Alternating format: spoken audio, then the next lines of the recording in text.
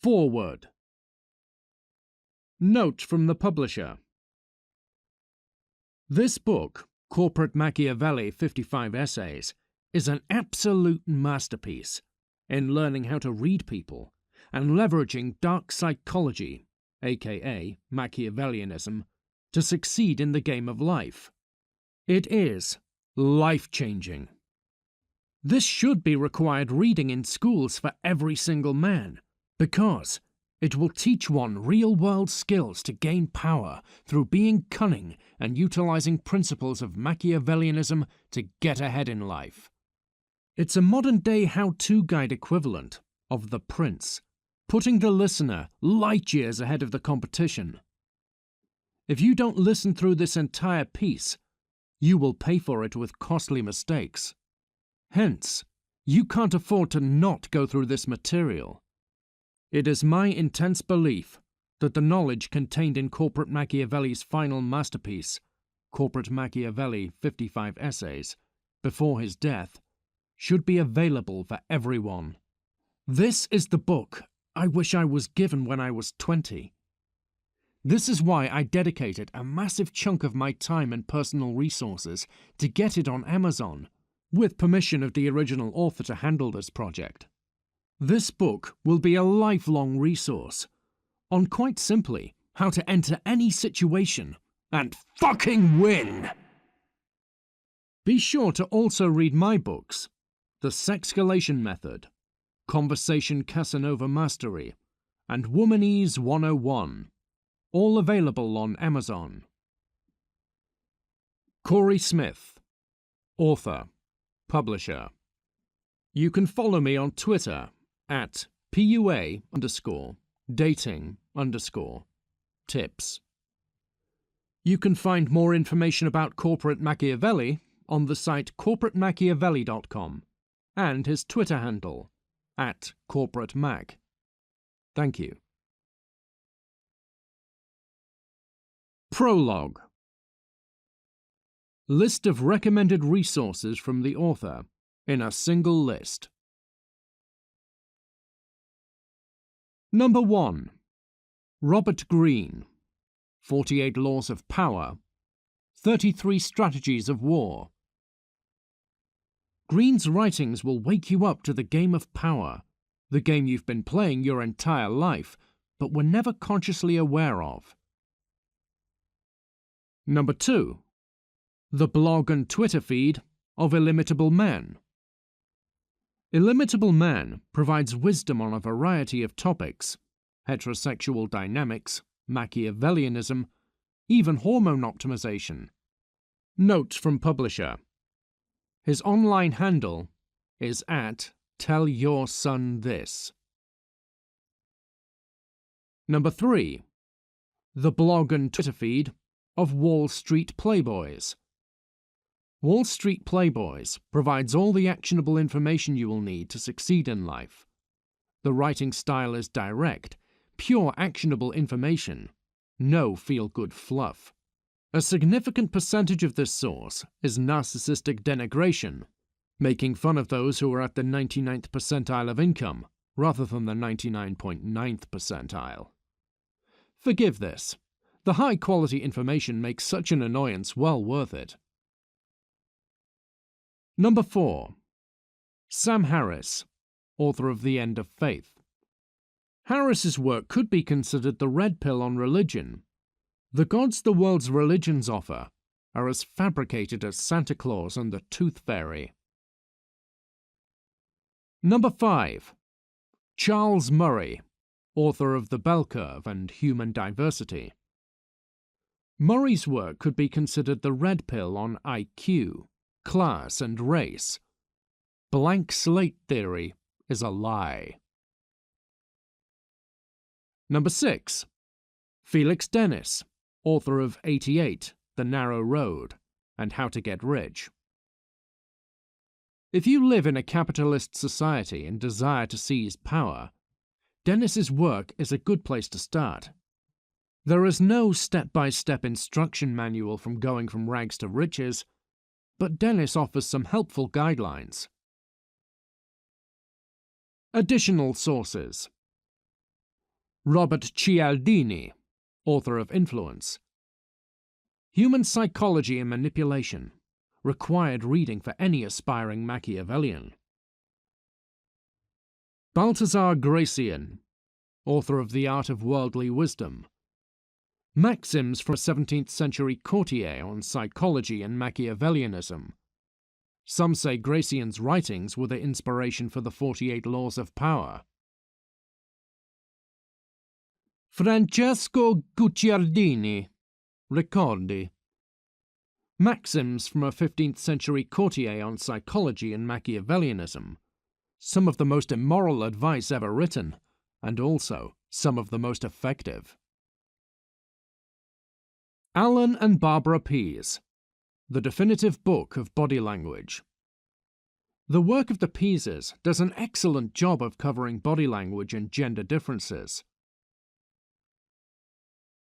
Dale Carnegie, How to Win Friends and Influence People. An Ancient Guide on How to Charm People. Roosh, Daybang. Oh, yeah. This book does an excellent job of teaching how to manufacture interesting conversation out of nothing. It applies to charming people for platonic purposes, as well as seduction. Jordan Peterson, 12 Rules for Life.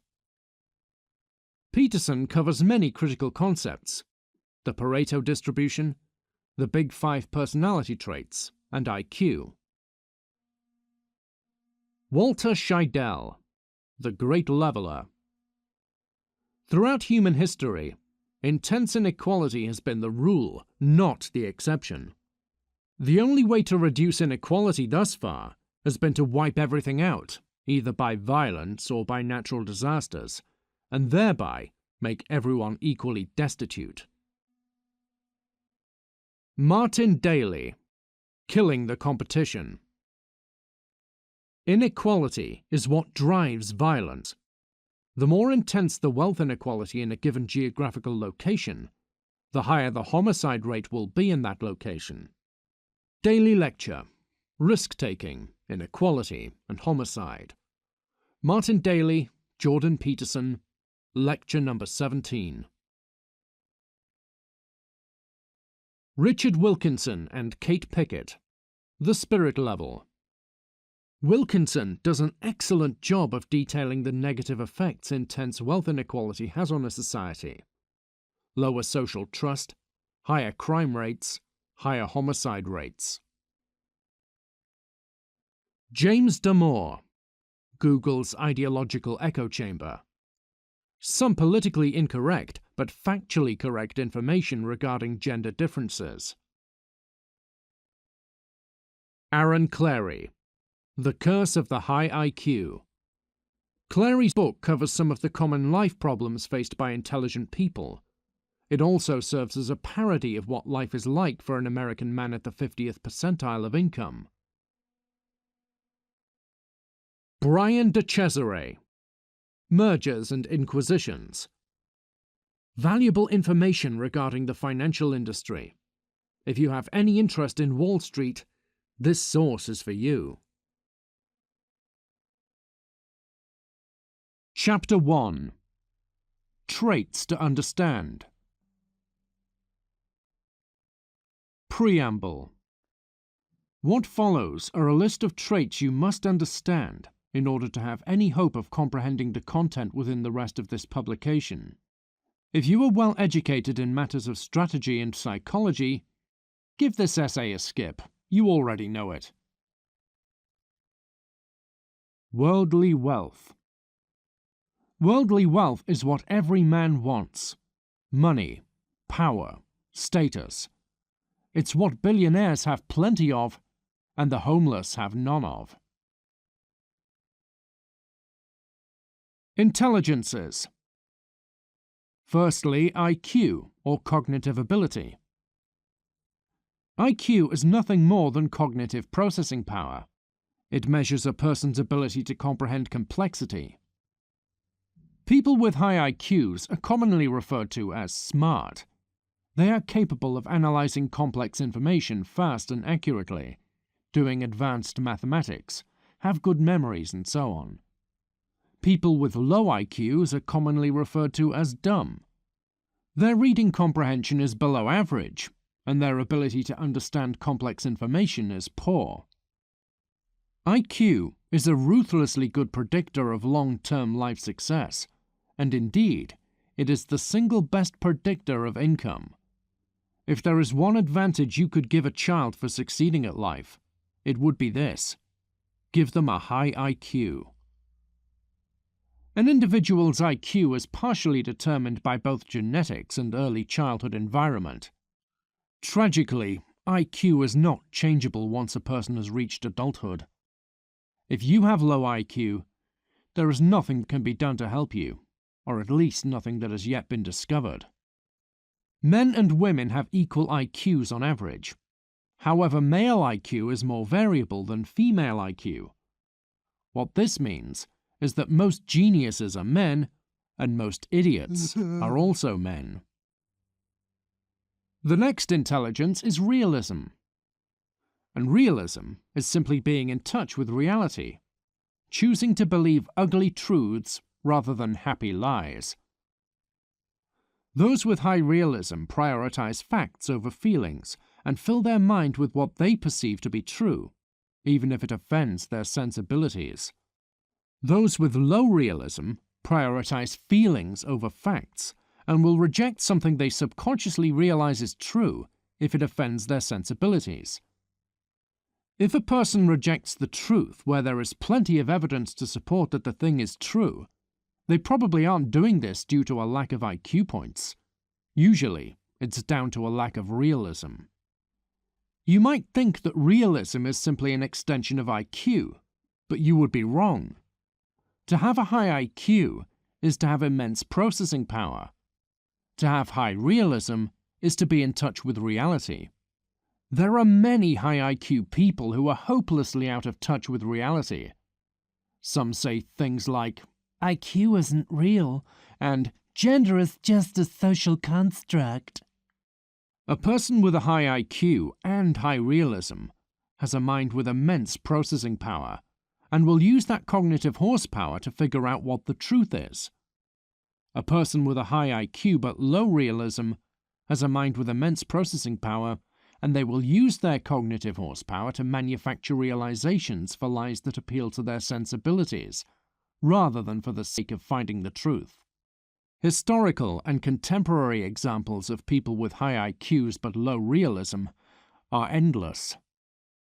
There are high IQ university professors who honestly believe that there are no behavioral or psychological differences between men and women driven by biology and genetics. There are high IQ priests who believe in God, but who will laugh at a child who believes in Santa Claus, not realizing they are both equally delusional. There are high IQ intellectuals who think communism is a viable economic system.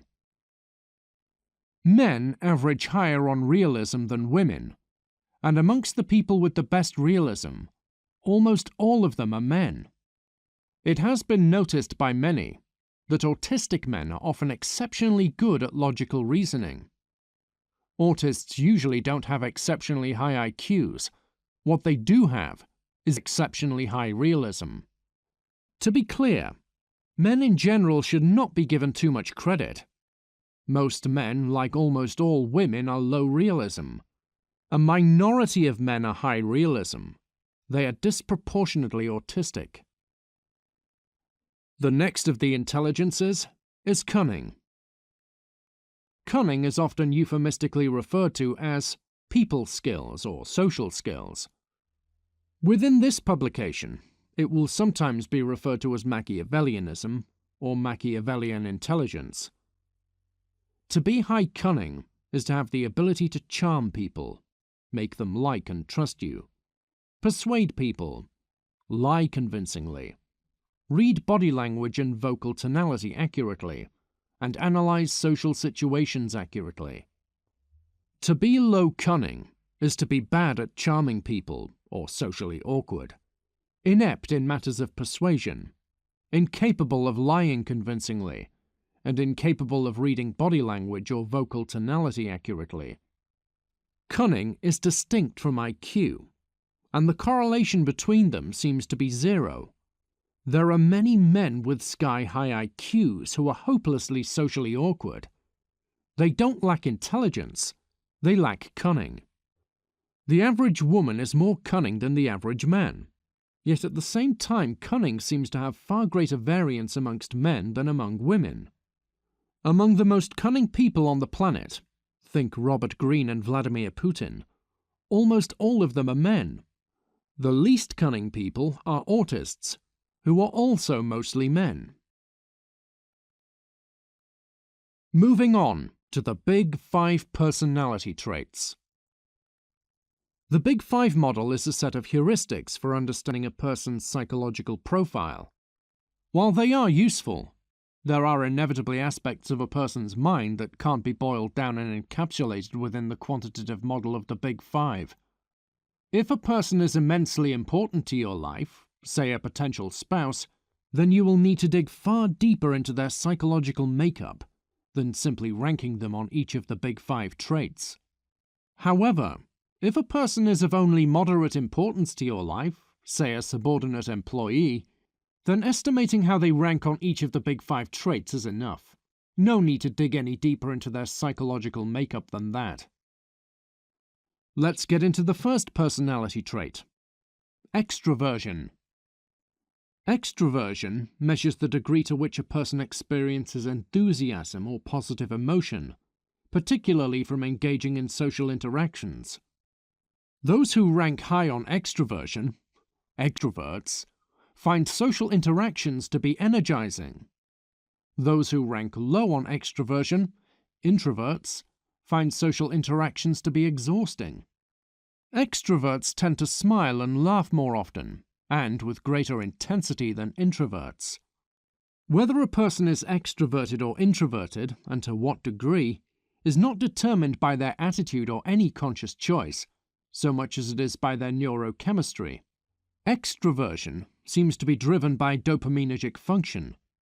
Those with high levels of dopamine tend to be extroverted, while those with low levels of dopamine tend to be introverted. Many stimulants that enhance dopaminergic function within the brain also increase extroversion, at least temporarily. Caffeine is a notable example. Within America, extroversion is viewed as good, and introversion is viewed as bad, or at least boring. In truth, both extremes boost performance in different domains. Extroverts tend to be better at activities that require charming people or being charismatic. Think sales. Introverts are better at delaying gratification, since they have less dopamine driving them to seize any perceived reward that appears, and are better at doing cognitively difficult work for long periods alone in silence. This is advantageous in fields such as engineering or writing. The reason extroverts enjoy social interactions more than introverts is not because they desire intimate relationships or love. That's driven by agreeableness. It's because they enjoy the stimulation that comes from social interaction. In the same spirit, extroverts find bright lights and loud music to be enjoyable, while introverts find them to be annoying, or even painful. The next of the personality traits is agreeableness. Agreeableness is essentially a measurement of how prone a person is to feeling compassion for others. There is an inverse relationship between agreeableness and ruthlessness. The lower a person ranks on agreeableness, the greater their capacity for ruthlessness. Agreeable people tend to be compassionate, polite, and have a desire for positive, intimate relationships. They find conflict to be painful, even traumatizing. Disagreeable people tend to be callous, blunt, and selfish. Men average lower on agreeableness than women, and this seems to be due to having higher testosterone levels. The slight gender difference at the average leads to immense differences at the extremes, and the extremes are what matter. At the extreme low end of agreeableness, Amongst the people who are ruthless enough such that they'd be willing to carry out murder, almost all of them are men. You might think high agreeableness is virtuous and low agreeableness is evil, but do keep in mind the following. Agreeable people are conflict avoidant and will often appear polite while waiting for a chance to stab you in the back. Generally speaking, if a disagreeable person has a gripe with you, they will articulate it clearly and directly. To be clear, most disagreeable people don't enjoy conflict. They simply tolerate it while experiencing far less pain from it than an agreeable person would. The next trait is neuroticism. Neuroticism can be thought of as a person's propensity to experience negative emotions, particularly sadness and fear. There is an inverse relationship between neuroticism and stress tolerance. To have a high stress tolerance is to rank low on neuroticism. Every person has a finite stress tolerance, and when they hit its limit, they will either panic with fear or explode in anger. Anger and fear are two sides of the same coin. They are both driven by stress. Men average slightly lower on neuroticism than women, and this seems to be due to the fact that men have more testosterone. It seems to be the case that having high testosterone levels suppresses neuroticism, the specific biochemical mechanism being that testosterone suppresses the stress hormone cortisol. As with agreeableness, a slight difference in the average leads to a huge difference at the extremes. Amongst people who have incredibly high stress tolerances, or extremely low neuroticism, almost all of them are men. Amongst people who have very low stress tolerances, anxiety disorders, almost all of them are women. Many mistakenly attribute anger to low agreeableness, when the real culprit is high neuroticism. Many mistakenly attribute being nervous about social interactions to low extroversion or being introverted, when the real culprit is high neuroticism. Anger and anxiety surrounding social interactions are both driven by high neuroticism, not a lack of agreeableness or a lack of extroversion. Moving on. Agreeableness and neuroticism. Comfort with conflict. The lower a person ranks on agreeableness, and the lower they rank on neuroticism, the more psychologically comfortable they will be with conflict. Conflict can range from a heated argument on the gentle side to mortal combat on the intense side. Those who rank high on agreeableness find conflict to be painful because they find exposure to malevolence to be traumatizing.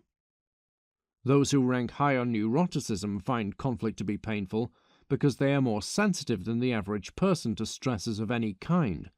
Whether those stresses are malevolent or not is irrelevant. Men averaging lower on both agreeableness and neuroticism than women, due to their higher testosterone levels, results in men being on average more comfortable with conflict than women. The people on the planet who are the most comfortable with conflict are psychopaths, who are exclusively male. They experience zero fear, or zero neuroticism, and zero compassion, zero agreeableness. To be clear, the zero agreeableness and zero neuroticism of psychopathic men doesn't come from them having unusually high testosterone levels. It comes as a result of them having suppressed or non-existent amygdala function in the brain. Psychopathy is driven by an unusual neurological structure, not an unusual hormone profile. Moving on to conscientiousness.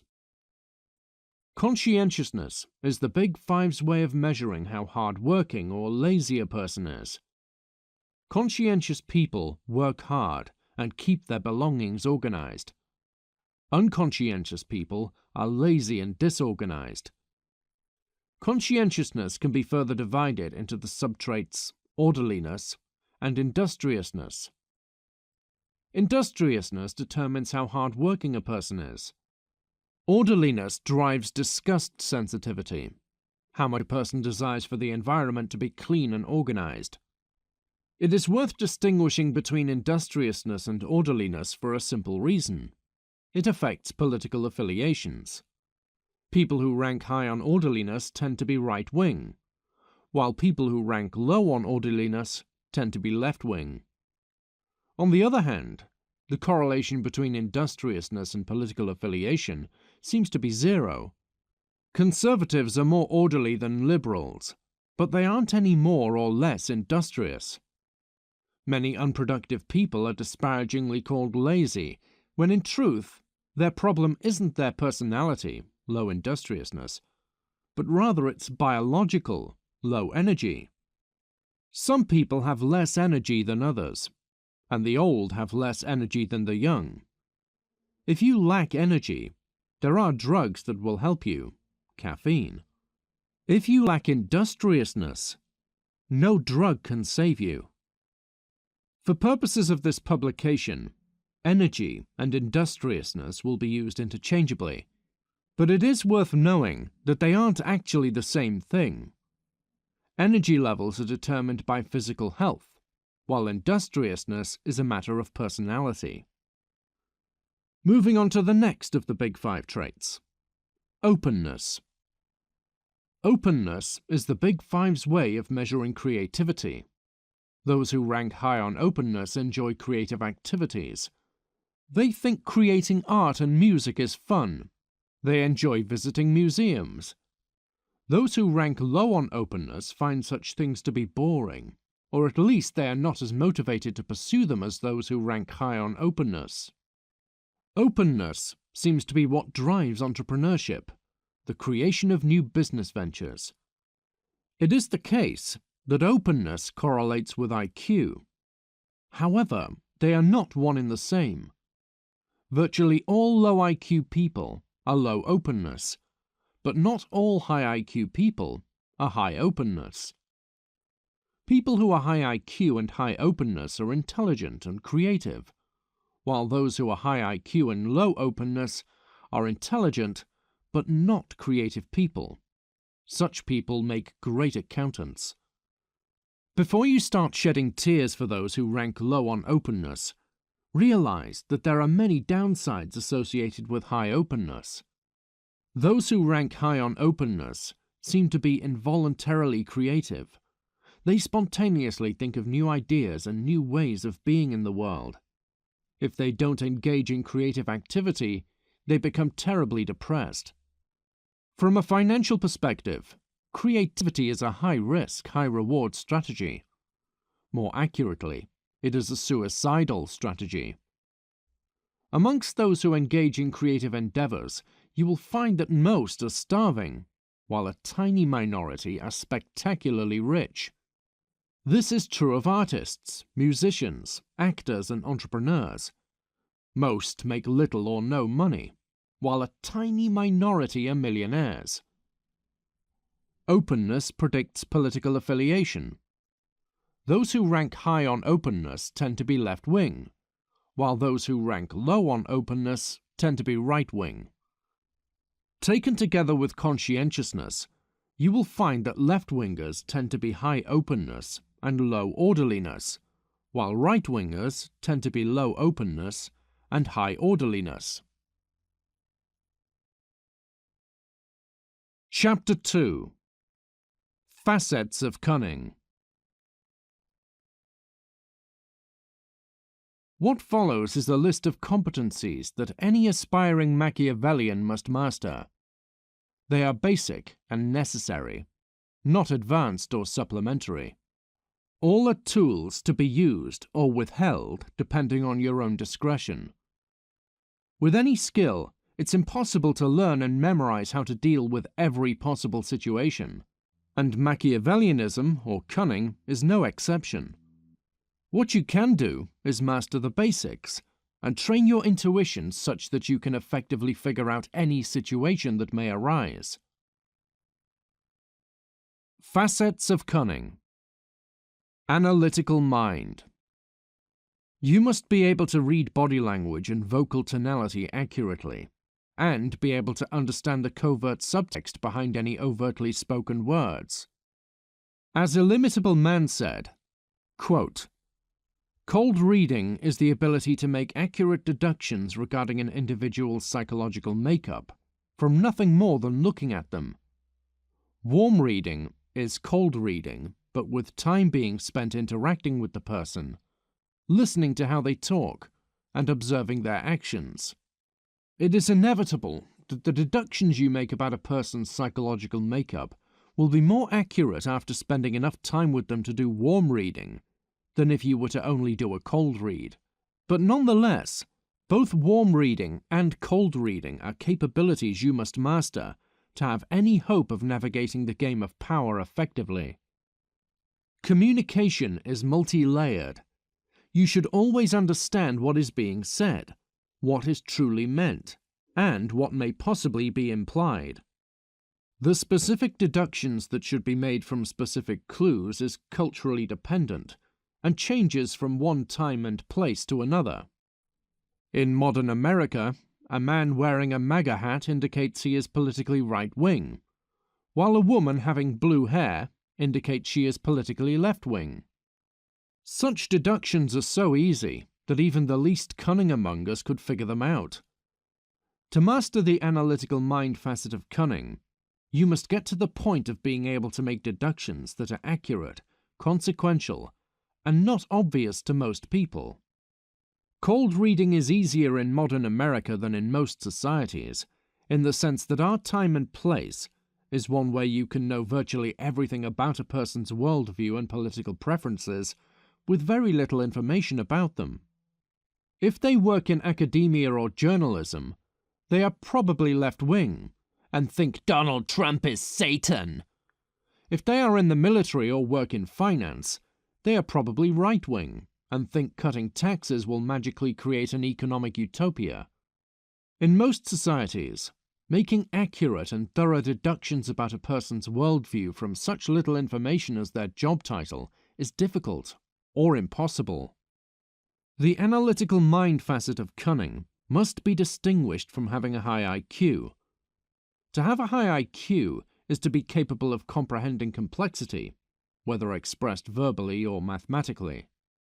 The analytical mind facet of cunning is the ability to read body language, vocal tonality, personalities, and social situations accurately. Autistic men often have sky-high IQs and are incredibly good at manipulating mathematical and verbal abstractions. They can do calculus in their sleep. But they are hopelessly incapable of reading body language or vocal tonality. They are entirely separate sets of abilities. Meanwhile, there are many women with only average or even below average IQs who could never learn calculus, but who can quickly analyze people's body language and vocal tonality with razor-sharp accuracy. Charm. Charm is the ability to make people view you positively, to make them like and trust you. When people like you, it makes them more inclined to help you and more hesitant to harm you. Conversely, when people dislike you, it makes them less inclined to help you and more willing to harm you. Charm is arguably the most important facet of cunning for the modern world. For most of the venues you face in modern society, particularly those where the stakes are high, your ability to charm people will be a make or break factor. Job interviews? Charm the hiring manager and get a job. Fail to charm the hiring manager and be unemployed. Office politics? Charm your superiors and you will be promoted. Fail to charm your superiors and you will be fired, or kept around but never ascend. Sales and marketing? Charm your clients and they will buy from you. Many people will buy a product for no real reason other than because they like the salesman representing it. There is no surefire strategy for charming people, since what charms one person may offend another. Indeed, being reasonably good at cold reading is a basic requirement for being good at charm. You must be able to cold read people's personalities and present yourself in a way that will charm their specific personality. When attempting to charm, always take the sensibilities and biases of the specific target at hand into account. Persuasion. Persuasion. The ability to make people perceive that you are credible, what you are saying is true, and the ability to change people's opinions. This is often a make or break factor. Charm and persuasion are not the same thing, but they do correlate positively, in the sense that if you can charm someone, the probability of them being persuaded by what you say dramatically increases. If people like you, they are inclined to think that what you say is true, and if they dislike you, they are inclined to think that what you say is false. Generally speaking, persuasion is a laborious and risky activity. Most people rarely, if ever, change their mind once their initial opinion has been formed, and if you attempt to change a person's mind, they are likely to be offended that you have expressed disagreement with the opinion they currently hold. Most people are ego-invested in their opinions and beliefs. If you express any disagreement with them, they take it as a personal insult. As such, in most situations your best bet is to simply smile and nod. Maintain the pretense that you agree with their opinion, even if you don't. It is unwise to make enemies unnecessarily. Persuasion is laborious, not in the sense of being energy-intensive, but in the sense that it takes time. Most people who do change their opinion take a long time to do so, and your time would be better spent elsewhere.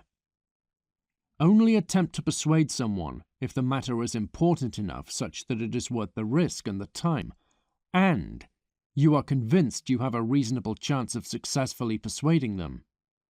When persuading someone, do so as gently and politely as possible. To be harsh or blunt when correcting someone or changing their opinion, it's generally ineffective. It offends their ego and causes them to instinctively reject everything you say.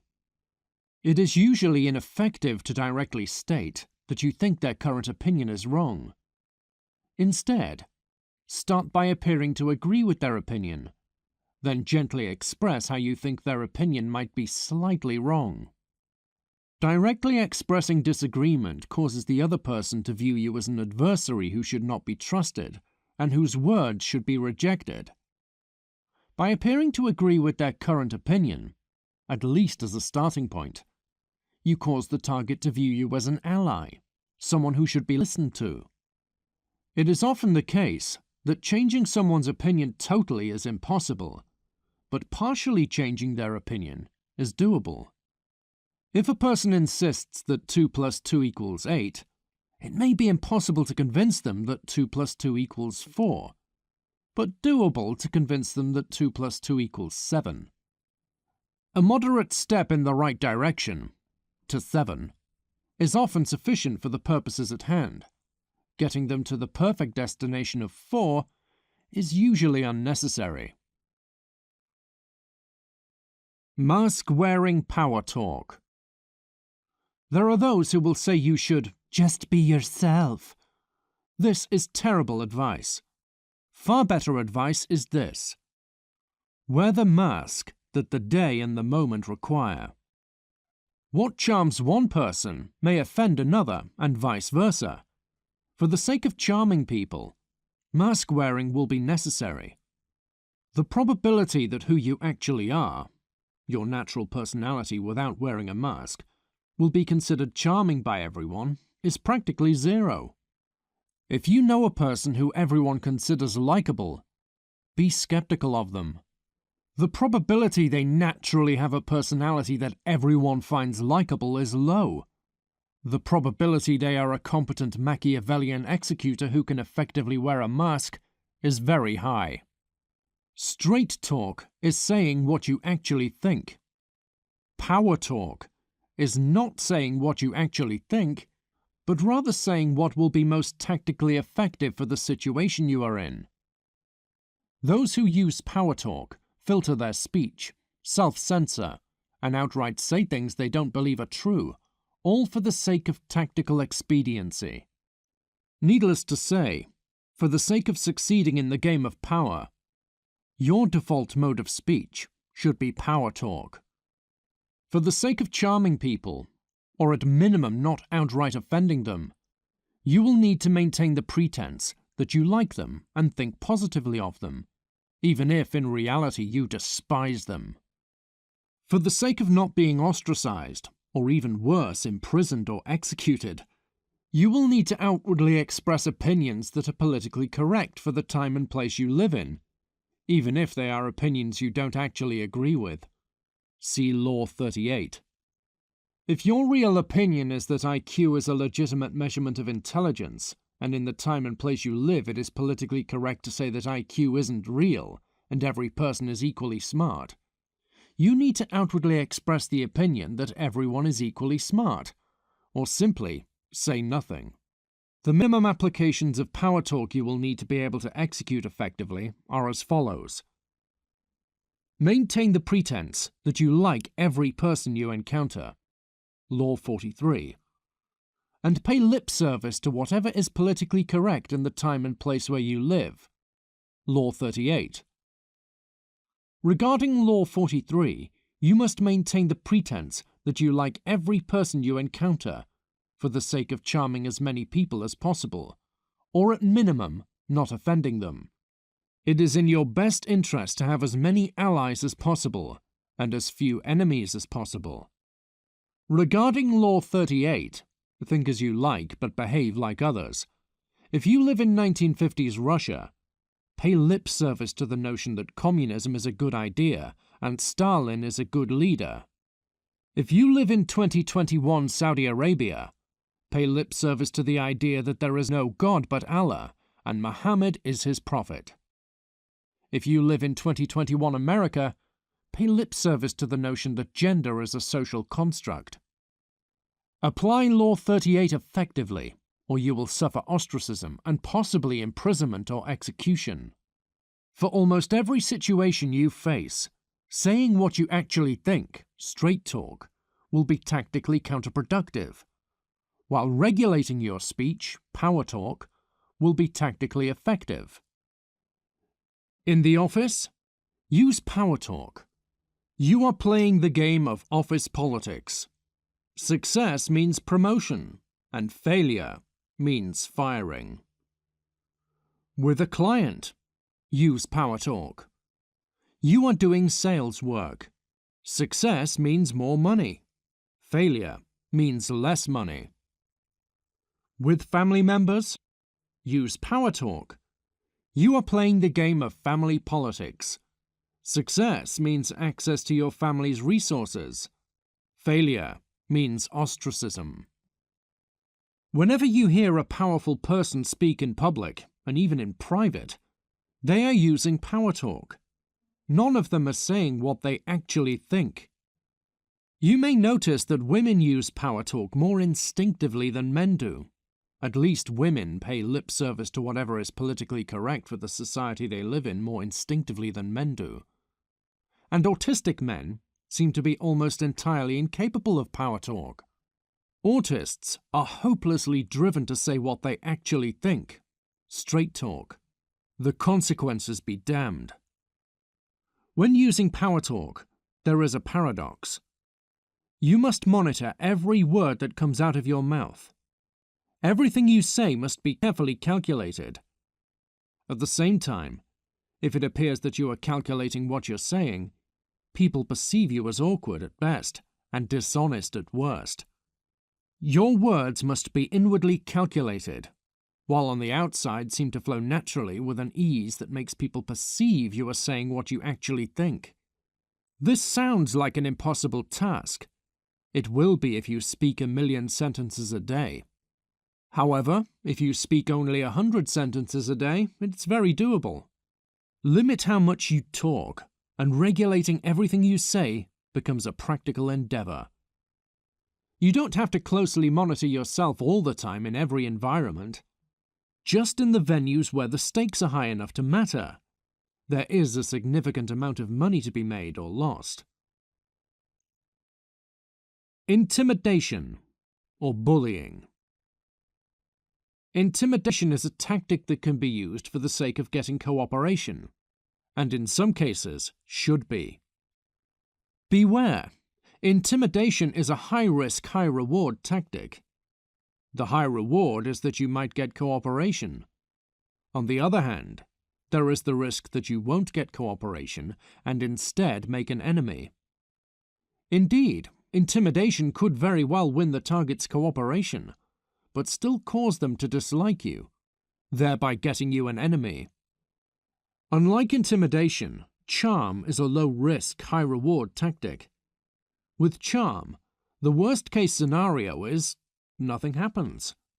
The best-case scenario is that you win the target's cooperation and win an ally, since they like you. It is in your best interest to have as many allies as possible and as few enemies as possible, and as such, you should use charm as often as possible and intimidation as rarely as possible, if ever. Your use of intimidation should be calculated, not impulsive. If you use intimidation because you have consciously calculated that it is the most effective tactic for the situation you face, and the potential reward make the downside risk worth it, then so be it. If you are using intimidation because feelings of anger have biased you into it, you are a fool. Only use intimidation if the following conditions have been met. You tried using charm and it failed, or you simply lack the time to attempt to use charm. The matter at hand is important enough. Getting the target's cooperation is important enough, such that the downside risk of getting a new enemy is a risk worth taking. You wield power over the target, and they know it, or at least they can be made to perceive that you wield power over them. Attempting to use intimidation on someone who wields more power over you than you do over them, and who knows it, would be tactical suicide. Your attempt at intimidation would annoy them, and they'd use their power to wreck you. When executing intimidation, your execution must be perfect. Appearing to be low on agreeableness and high on neuroticism will result in failure. High neuroticism causes people to view you as a whiny child, rather than someone worthy of fear or respect. Instead, you must appear to be low on both agreeableness and low on neuroticism. This causes people to perceive you as a cold-blooded killer, someone who inspires fear. Frank Underwood exhibits low agreeableness and low neuroticism. Will Conway exhibits low agreeableness and high neuroticism. Both are fictional characters from House of Cards. Intimidation is a high-risk, high-reward tactic you should keep in your back pocket, with the hope that you never have to use it. Charm, on the other hand, is a low-risk, high-reward tactic that you should use all day, every day. Gender disparities. You will find that for each facet of cunning previously detailed, women on average do better than men. The average woman is far better than the average man at reading body language, charming, persuading, and deceiving. Intimidation is the exception. Men tend to do better with executing intimidation than women because men rank lower on both agreeableness and neuroticism. Low agreeableness and neuroticism makes men more psychologically comfortable with direct, overt, and intense conflict. Relevant reading. Machiavellian Social Competencies, Illimitable Man. The 48 Laws of Power by Robert Greene, and The Definitive Book of Body Language by Pease. Chapter 3. Venues for Machiavellianism. Machiavellianism, or cunning, euphemistically referred to as people skills or social skills, is applicable to every area of life imaginable. Human psychology never changes. However, the specific strategies and tactics that are useful do change, and the venues change. Psychology is evergreen, but strategies, tactics, and venues are ephemeral. Sun Tzu faced warfare on the plains of ancient China. Machiavelli faced the politics of the aristocratic court. In our world today, we face the corporate office and client meetings. What follows is a list of the venues you are likely to face in 21st century America and the Machiavellianism involved. The venues with the highest stakes are job interviews, office politics, and sales and marketing, because those are the venues where money can be made or lost. In your own life, some venues will be immensely important, and others will be inconsequential. For those immensely important venues, take the time to map them out. List out every person in the venue, from the most to the least powerful. Recognize the powerful individuals whose favor you must win for the sake of succeeding in the venue. Do thorough analysis of these individuals' psychologies. Know their tastes, so that you can best guess what will and will not appeal to them. Cold reading and charm. Key facets of cunning. For our modern world and the venues you are likely to face, the most important competencies you must master are cold reading and charm. If you can accurately read people's psychologies and make them like you, you will win. If you can't read people's psychologies and people find you to be dislikable, you will lose. All the other facets of cunning, persuasion, mask-wearing, intimidation, are of secondary importance. School. The primary drivers of your grades in school will be your IQ and conscientiousness. Smart people who work hard tend to succeed in school, while dumb people who are lazy tend to fail in school. However, your ability to charm your teachers also matters. If your teachers and professors like you, you will notice that the grades on your essays magically improve. Law 38 is critical. Appear to agree with whatever your professor's opinions are.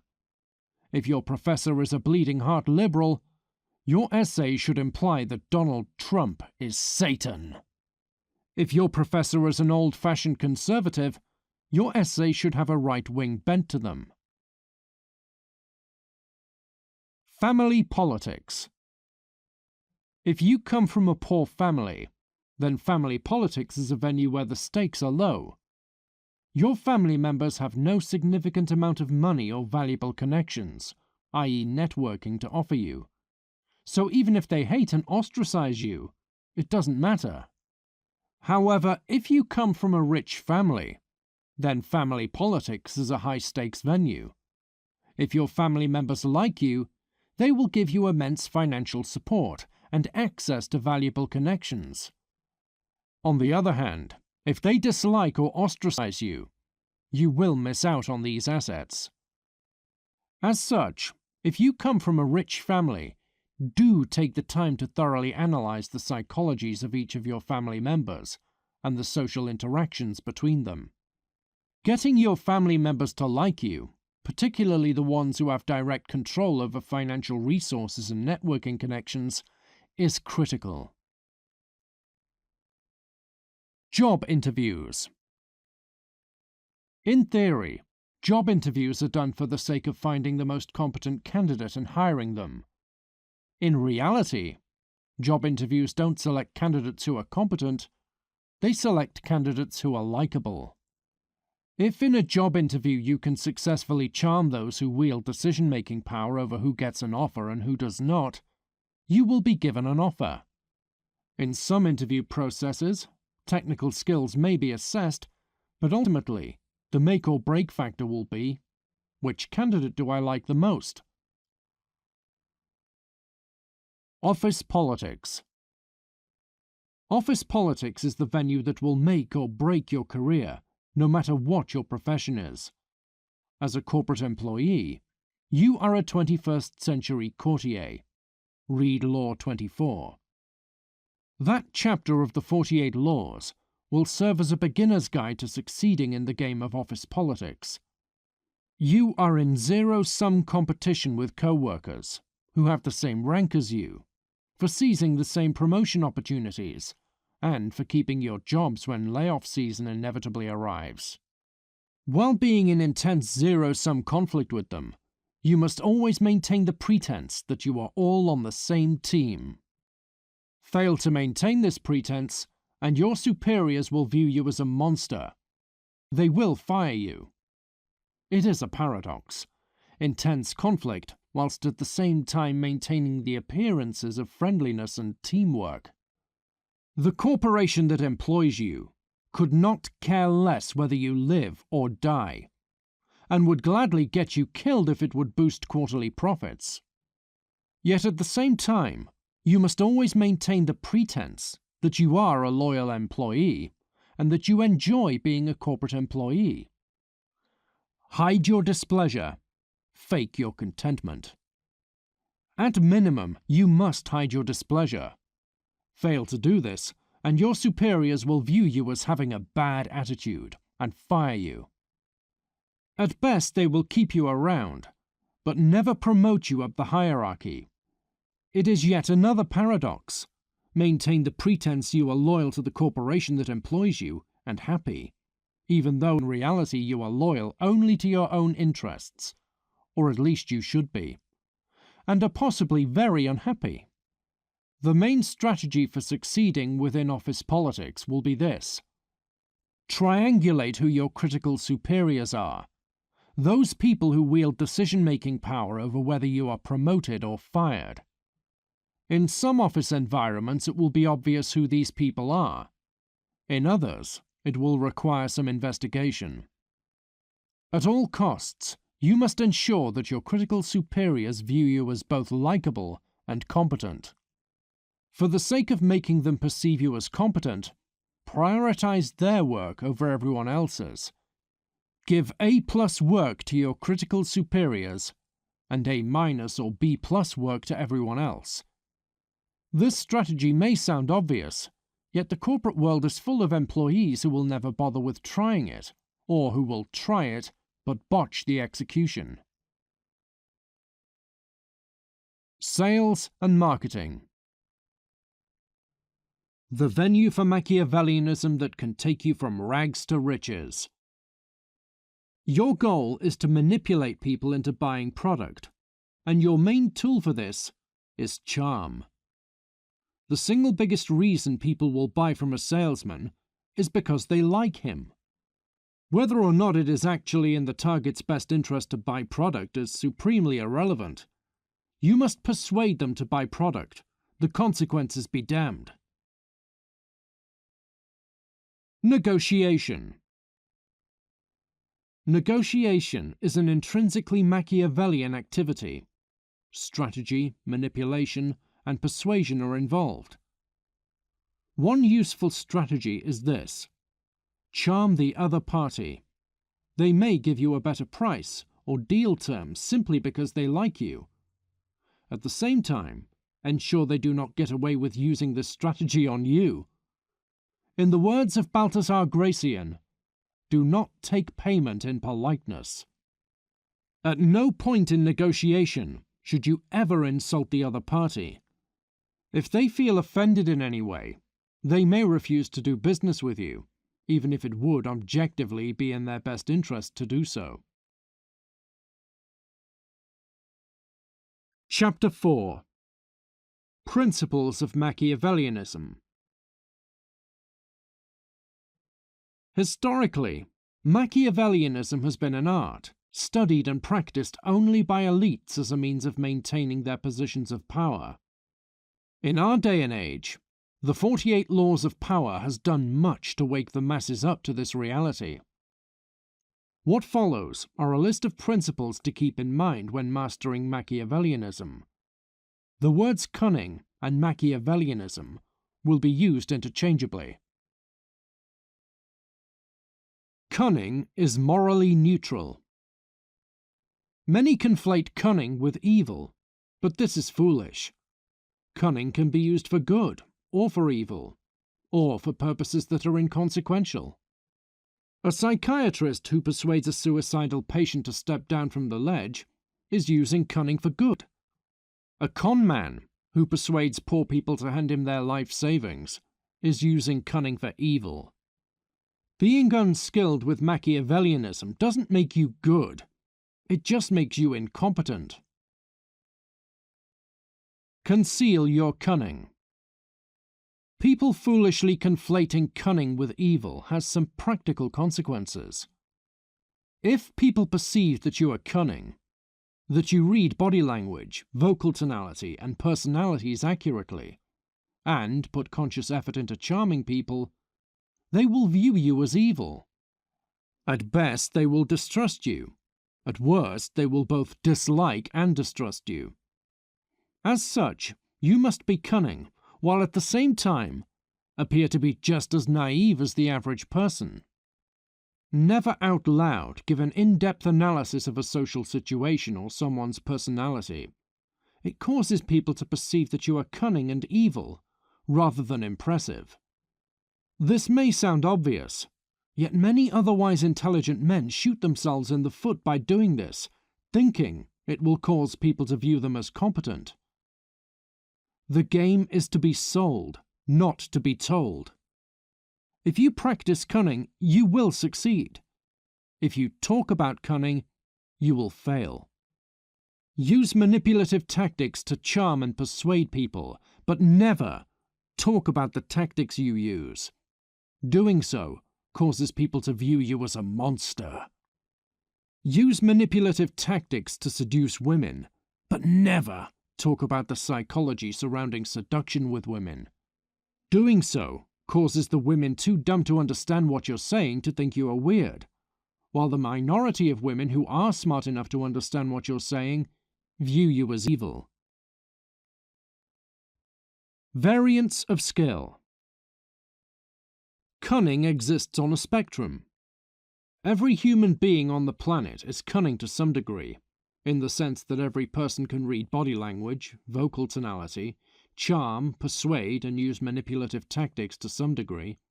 This does not qualify everyone for the title of Machiavellian, in the same way that everyone being able to run from one side of a field to the other does not make everyone an elite sprinter.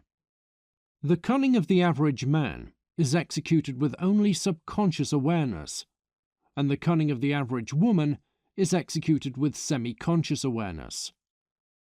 A Machiavellian is someone who regularly makes conscious calculations regarding social interactions and relationships, and who executes manipulative tactics with careful planning beforehand, conscious effort in the moment, and thorough analysis afterwards of what went well and what went badly. In terms of skill, you may notice that the average woman is more cunning than the average man. Women are on average better at reading body language and vocal tonality, charming people, persuading people, lying, and detecting when someone else is lying. The reason women evolved to have greater cunning than men, on average, is rather straightforward. In our hunter-gatherer tribe past, men could acquire and maintain power through sheer brute force. Women did not have this option, since most women were hopelessly outmatched against most men in terms of the ability to win a fisting fight. As such, women had to develop an alternative way of acquiring and maintaining power. Cunning provided this. Averages aside, variance of cunning is far greater among men than among women, to the point that among the most cunning people on the planet, almost all of them are men, and among the least cunning people, almost all of them are men. The least cunning people are autists. They are hopelessly incapable of reading social cues or manipulating people. Most autists are men. The most cunning people are dark triad men, psychopaths and narcissists, and neurotypical men who have dedicated time to training themselves in the art of cunning, i.e., they spend time reading the 48 Laws, a publication such as this, and practicing in the real world. If you are a Machiavellian, and if you took the time to read a piece like this, you probably are, you are likely to make the mistake of assuming everyone else is just as cunning as you are. This could be considered solipsistic cold reading, assuming everyone else is just as X as you are. Know this: when you read people's body language and personalities with razor-sharp accuracy, most people cannot do the same. If you encounter someone who can do the same, they are an outlier. Levels of difficulty. Different venues and situations pose different levels of difficulty in terms of how skilled a Machiavellian must be to attain victory. A person who is cunning enough to succeed with an easy task or in an easy venue is not necessarily skilled enough to succeed in a hard venue. Being a teenage boy who convinces a teenage girl to show up for a date counts as easy, assuming the boy in question is not ugly. Selling a piece of software to a corporation for $100,000 counts as being a task of medium difficulty. Being the CEO of a software startup who persuades venture capitalists to hand over millions of dollars of capital for the sake of expanding the business counts as hard. Even the CEO's task counts as nothing in terms of difficulty compared to what is involved with winning a war. Everyone at the top is cunning. Every person who has ever maintained a position of power has an above-average level of cunning. If ever you meet a powerful person who appears to have an average level of cunning, or who appears to be brazenly naive, they are wearing a mask. Power may be attained with zero cunning, in rare cases where a person simply gets lucky, but it is never successfully maintained without at least an above-average level of cunning. When dealing with average people, the masses, who are only subconsciously or semi-consciously cunning, it is possible to effectively manipulate them with very little effort and calculation. However, when dealing with powerful people, they are all consciously cunning. To manipulate them effectively involves real difficulty. The higher you go up a macro-dominance hierarchy, euphemistically called society, the more cunning and competent the people you deal with will be. Manipulating investment bankers is far harder than manipulating school teachers, just as manipulating noblemen is far harder than manipulating peasants. Psychology versus Machiavellianism. Mathematics is theoretical and evergreen. It never changes. The laws of mathematics haven't changed since the dawn of time, and they never will. Engineering, on the other hand, is not theoretical. It is practical. It's also ephemeral. Engineering changes all the time as technology changes. Mathematics is the theoretical topic that fuels engineering progress. The relationship between psychology and Machiavellianism is analogous to the relationship between mathematics and engineering. Psychology is theoretical and evergreen.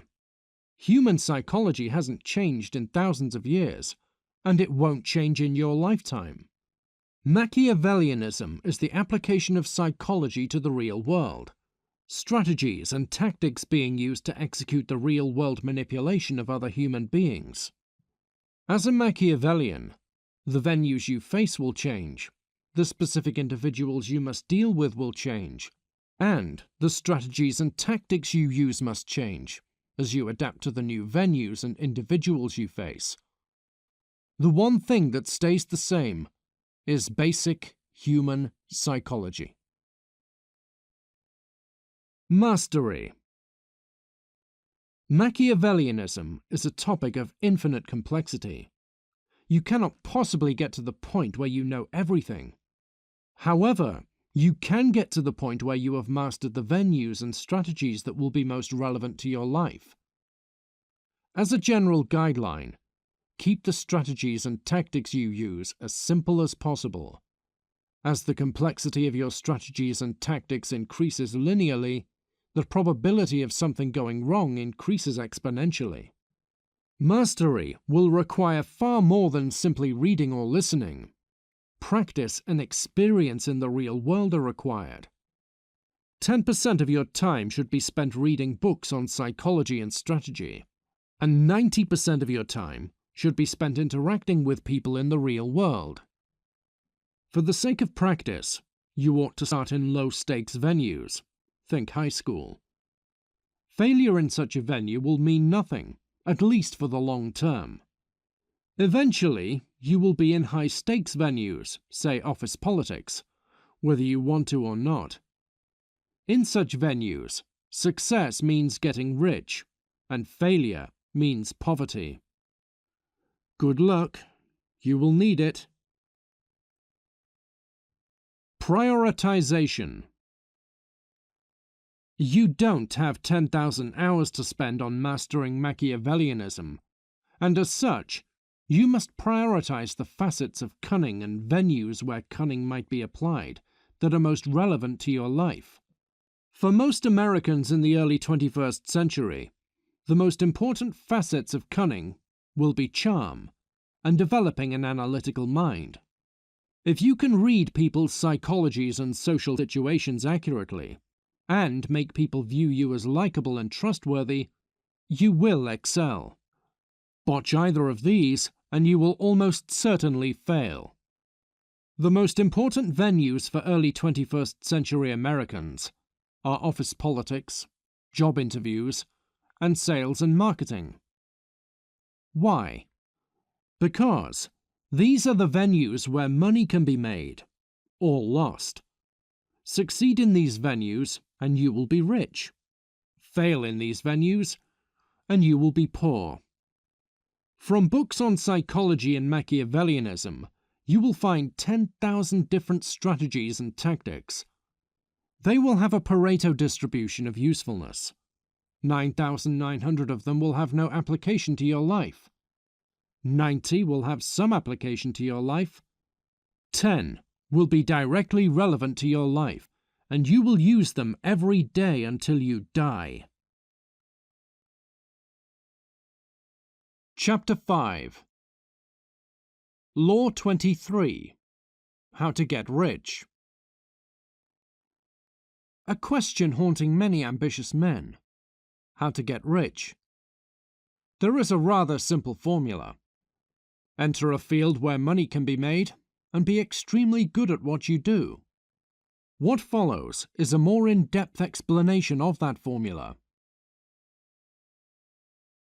Pareto distribution. In every society, wealth is Pareto distributed. Within every field and profession where money can be made, the financial rewards are Pareto distributed. What this means is that a tiny minority of people at the top get the overwhelming majority of the financial rewards, and most people get little or nothing. The Pareto distribution is sometimes conceptualized as the 80-20 rule. The richest 20% of people own 80% of the wealth. Do keep in mind that the breakdown does not have to be 80 and 20, and the two numbers don't have to add up to 100. Because financial rewards are Pareto distributed, it is exponentially more lucrative to be at the top rather than in the middle. Even within the people at the top, it is usually the case that rewards are Pareto distributed. First place has exponentially more wealth than second place, and second has exponentially more wealth than third. In a macroeconomy, a man at the 99th percentile of wealth has exponentially more than a man at the 90th percentile, and a man at the 99.9th percentile has exponentially more than a man at the 99th. When it comes to transcending a hierarchy, getting to second rather than third and first rather than second, you won't see diminishing marginal returns. You will see exponentially increasing marginal returns. Consequences of Pareto. The fact that rewards are Pareto distributed makes the following statements true. Quote, "It never pays to be average." Wall Street Playboys. You don't have the option of being average and getting a decent quality of life. Shoot for the stars or drown. The overwhelming statistical probability is that you will fail. But in the unlikely event that you succeed, you will succeed spectacularly. Failure is the rule. Success is the exception. Varying inequality by profession. It should be noted that while the financial rewards of every profession are Pareto distributed, the degree of inequality is not the same in every profession. In finance, law, and sales, you will find that the top 20% of people make 80% of the money. Among entrepreneurs, you will find that most fail and make zero money, say around 90%, while 10% succeed and make an immense amount of money. In art, music, and athletics, you will find that the top 0.1% of people make almost 100% of the money. Financial rewards are distributed on a lottery basis. A tiny chance of spectacular success, an overwhelming probability of zero. Within finance, the 80-20 distribution looks something like this. 20% of analysts and associates will be promoted to the VP level or higher, and the VP level and higher is where giant compensation packages are. Within law, the 80-20 distribution is expressed by roughly 20% of associates being promoted up to the partner level, where the giant compensation packages are. Within sales, 20% of reps generate 80% of revenue and are given roughly 80% of wages. Law 23. Full focus to be the best. The recipe for getting rich is rather straightforward. Enter a field where money can be made and be the best at what you do so that you are on the winning side of the Pareto distribution. How does one become the best at what they do? This varies from one field to another. The traits needed to become a world-famous singer and the traits needed to become an elite-level investment banker are very different. Within any field, long hours will be a minimum requirement. Working 70 hours a week is necessary for a simple reason. You have competitors. If you work 50 hours a week, and your competitors work 70 hours a week, then after 3 years, they will be more than 3,000 hours ahead of you.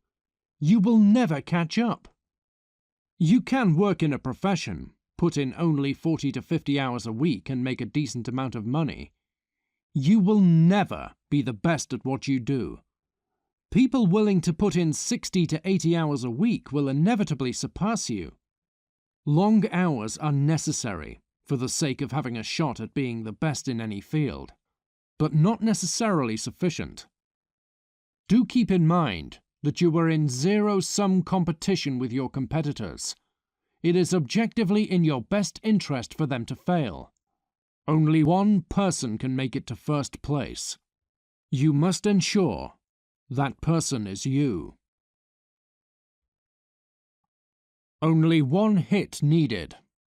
Quote, "You gain more by finding a rich mine and mining it deeper than from flitting from one shallow mine to another. It is enough to strike oil once. Your wealth and power are assured for a lifetime." End quote. Law 23. In the event that you find a strategy for making money that works, simply continue doing that for as long as possible. You don't need a dozen different careers or business models for making money. You only need one.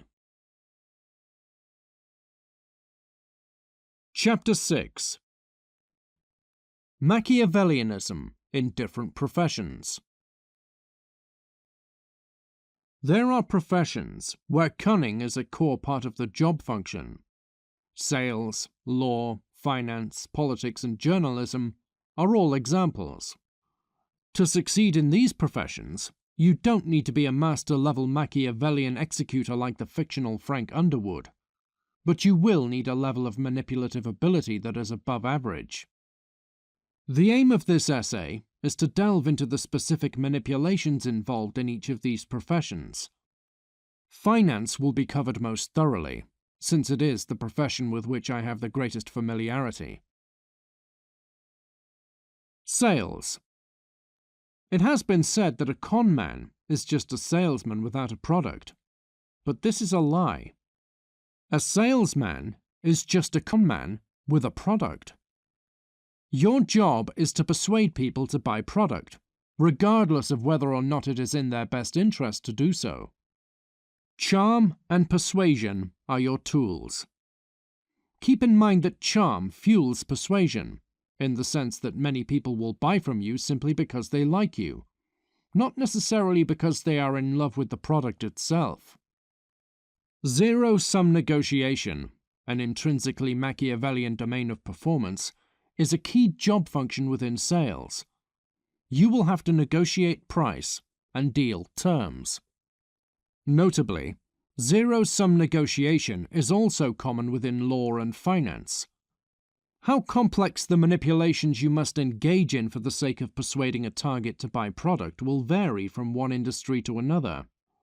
As a door-to-door magazine salesman, simply being good-looking and hyping up the product by being extroverted may be enough.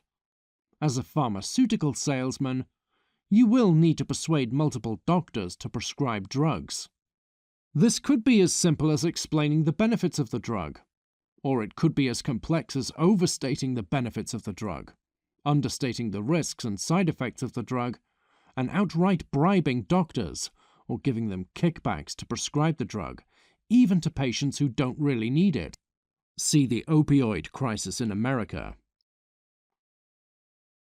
Law. If ever there was a profession for those who love manipulation, it's law. In the words of my own lawyer, God cannot change the past, but a decent lawyer can. To succeed in law, you will need to be capable of charming your clients, so they choose to use your services rather than those of the nearly identical law firm across the street. In some sense, every lawyer is a salesman. You will also need to be good at manipulating the various parties involved in any legal dispute: judges, juries, and other lawyers. Finance.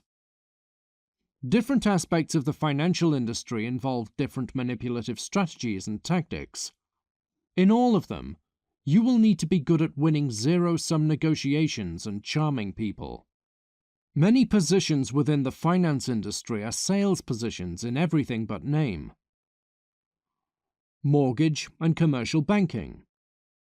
If you are a mortgage or commercial banker, your official job duty is to decide who does and who does not get to borrow money from the bank. As a mortgage banker, you are dealing with people who want to borrow money to buy a house. As a commercial banker, you are dealing with people who want to borrow money to start a business or expand an already existing business. You will endlessly be engaged in zero-sum negotiations. You must get deal terms that are as favorable for your financial institution as possible, i.e., charge interest rates as high as possible. Charming potential borrowers is critical. They must like you enough such that they choose to get a loan from you rather than from the nearly identical bank across the street. Should you discover that one of the loans you have originated is likely to go bad, there is a high chance the borrower will default or outright go bankrupt. You must sell the loan off the balance sheet of your own financial institution and onto the books of some other financial institution. Get the bad loan you originated as far away from yourself as possible, as if it were radioactive material. If the loan goes bad, that's fine, so long as it's off your books and onto someone else's before it detonates. Investment banking.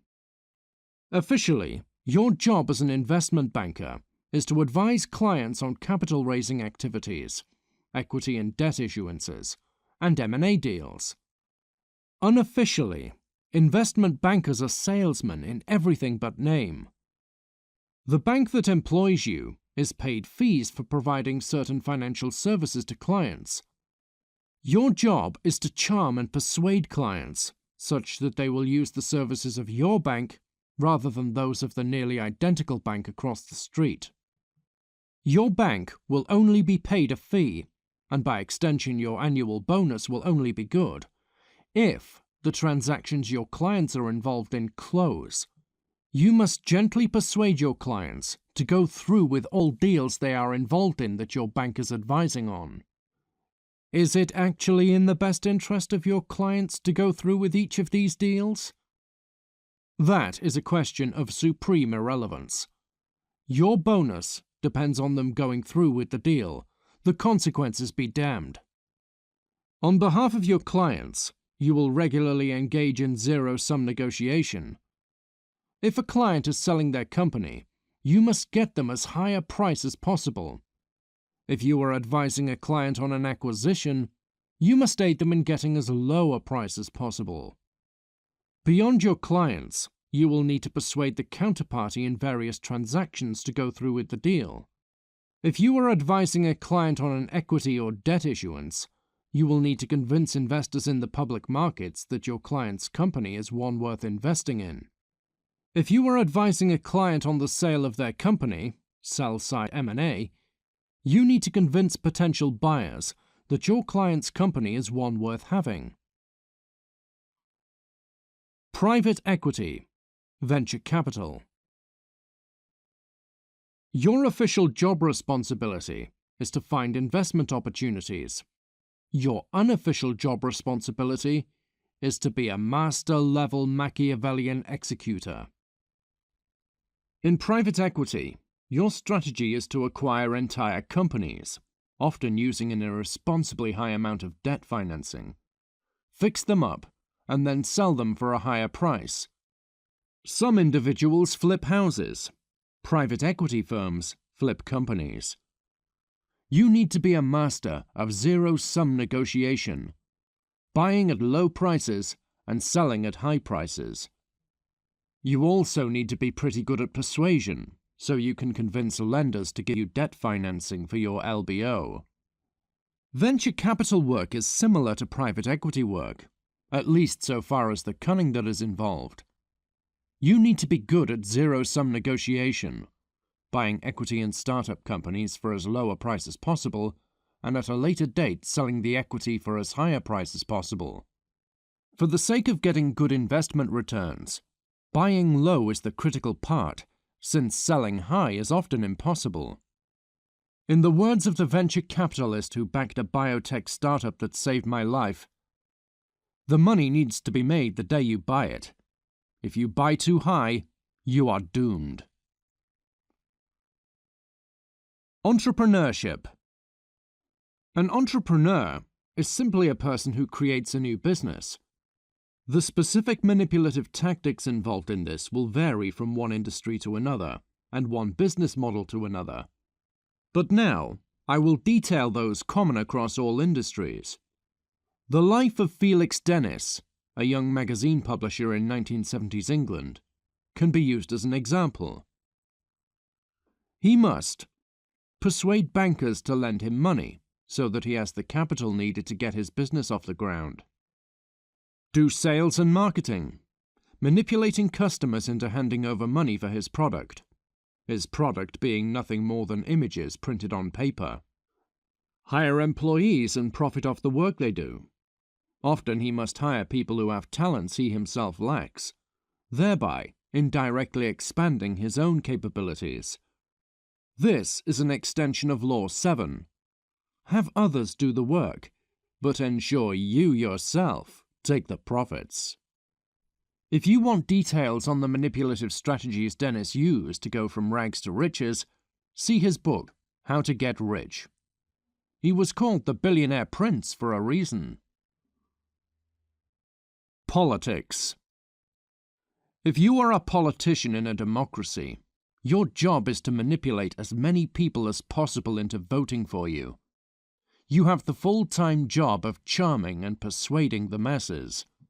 You must be willing to say and do just about anything for the sake of winning votes. Journalism. Your official job is to report the news. Your unofficial job is to manufacture propaganda.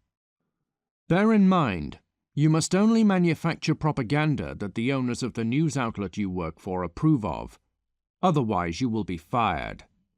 You wield more power over public opinion than you realize. In the words of George Orwell, the people will believe whatever the media tells them. Chapter 7. Lucrative Professions. For the past 1,000 years, there have been only 5 professions that reliably give high wages: engineering and STEM, medicine, finance, law, and sales. This will continue to be the case for the next 1,000 years. The demand for the work done by these professions will always be high. We will always need engineers to build new technology, doctors to treat the sick, financiers to manage business transactions, lawyers to rob people with lawsuits, and salesmen to push new products. Beyond these professions, if you want to make a ton of money, the only remaining option is entrepreneurship, creating your own business. Universal requirements: IQ and energy. For each of these professions, and also entrepreneurship, having a high IQ is necessary, but not sufficient for having a shot at success. If you have an IQ below 120, don't bother. You are flatly not intelligent enough to compete in these professions. You will have competitors with IQs of 120 plus and 130 plus, who will crush you. Every lucrative profession also requires energy levels that are significantly above average. You must be able to work 60 hours a week consistently. This is necessary because you will have competitors who will put in long hours. If they slog for 60 hours a week and you maintain a pace of 40 hours a week, the probability you will be able to keep up with them is 0. Sadly, to have both an average IQ and above average energy levels, you have to be an outlier. Most people are excluded from having a shot of success within any lucrative profession. Both your IQ and energy levels are heavily determined by your genetics. Life isn't fair. Profession-specific requirements. Wages. The wages of every profession are determined by nothing more than the demand for labour and the supply of labour. In each of the 5 listed professions, the demand for labour is high. Where things get interesting is the supply of labour. For each aforementioned profession, the percentage of people in the general population who are capable of doing the work is very low. A high demand for labour and a low supply of people capable of doing the labour inevitably means high wages. Note: the precise number used to calculate the percentage of people in the general population who are capable of doing certain types of labour don't matter. What does matter is that regardless of the precise numbers used, the supply of labour is low in the sense that the percentage of people capable of doing the given type of labour is well below 50%. Addendum. Please note that ruthlessness is the inverse of agreeableness, and stress tolerance is the inverse of neuroticism. To be high on ruthlessness and stress tolerance is to be low on agreeableness and neuroticism. Agreeableness and neuroticism are both part of the Big 5 personality traits. Medicine. The supply of doctors is restricted by the traits needed to be an effective doctor: high IQ, high energy and industriousness, and a high stress tolerance. For the sake of argument, it can be said that the minimum IQ needed to be an effective doctor is 120. The energy to work 60 hours a week is required. A high stress tolerance is also required, since a doctor must remain calm while making decisions with life and death consequences. It can be guesstimated that 10% of people have the required IQ, 20% have the required energy, and 50% have the required stress tolerance. These estimates are very optimistic. In reality, the percentages are probably far less than 10, 20, and 50%. With all of these estimates taken together, the percentage of people with the traits needed to be an effective doctor is somewhere around 1%. 10% times 20% times 50% equals 1%. Engineering. The main thing restricting the supply of labour in engineering is IQ. To do rigorous engineering work, R&D to create new technology, a person needs to have an IQ of 130 plus. This alone narrows the supply of labour down to roughly 2% of the population. Some engineering positions require above-average energy levels and stress tolerance, since the hours are long and stressful. This narrows the supply of labour down even more. Finance, law, and sales. Many people find it objectionable that bankers, lawyers, and salesmen are paid immense amounts of money. Viewed from the perspective of, does this work make the world a better place? The wages in finance, law, and sales seem outrageous. Viewed from the perspective of what is the supply of labour, the wages seem quite reasonable. In finance, law, and sales, the supply of labour is extremely low because the percentage of people who have the intelligence and the energy and the cunning and the stress tolerance and the ruthlessness needed to do the work effectively is extremely low. Intelligence. The IQ demands of the work are not very high.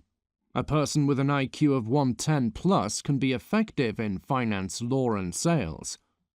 Keep in mind, an IQ of 110 plus excludes 75% of the population. Energy. In every lucrative finance, law, and sales position, the hours are rough. Nobody is working less than 60 hours per week. Optimistically, we can say 20% of the population has the energy to sustain such a work pace.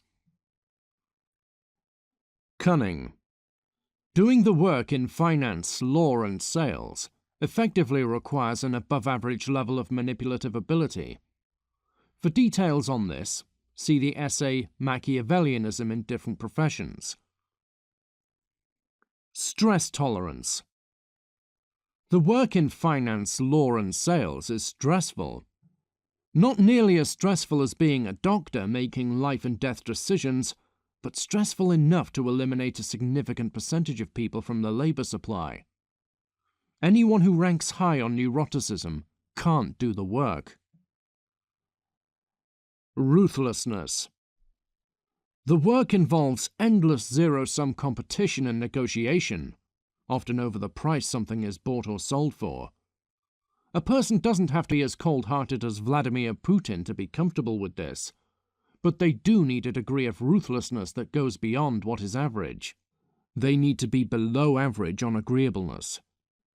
Putting these requirements together, it can be said that to do the work in finance, law, and sales effectively, a person must at minimum be at the 75th percentile of intelligence, 80th percentile of energy, 50th percentile of cunning, 50th percentile of stress tolerance, and 50th percentile of ruthlessness. Taken together, less than 1% of the population is capable of doing the work in finance, law, and sales effectively. 25 times 20 times 50 times 50 times 50 equals less than 1%. Note that on any one of the 5 traits restricting the supply of labour in finance, law, and sales, a person doesn't need to be an extreme outlier. However, being slightly above average on 5 separate traits that correlate with each other at 0 makes a person an extremely rare outlier overall. Risk profiles. The 5 aforementioned professions all come with different levels of risk and potential reward attached to them. Engineering is the lowest risk option and comes with the lowest potential rewards. If you become an engineer, the probability of you becoming a multimillionaire is practically zero, and so is the probability of you going broke and becoming homeless. Medicine falls in the same category as engineering. Sales is a medium risk, medium reward career.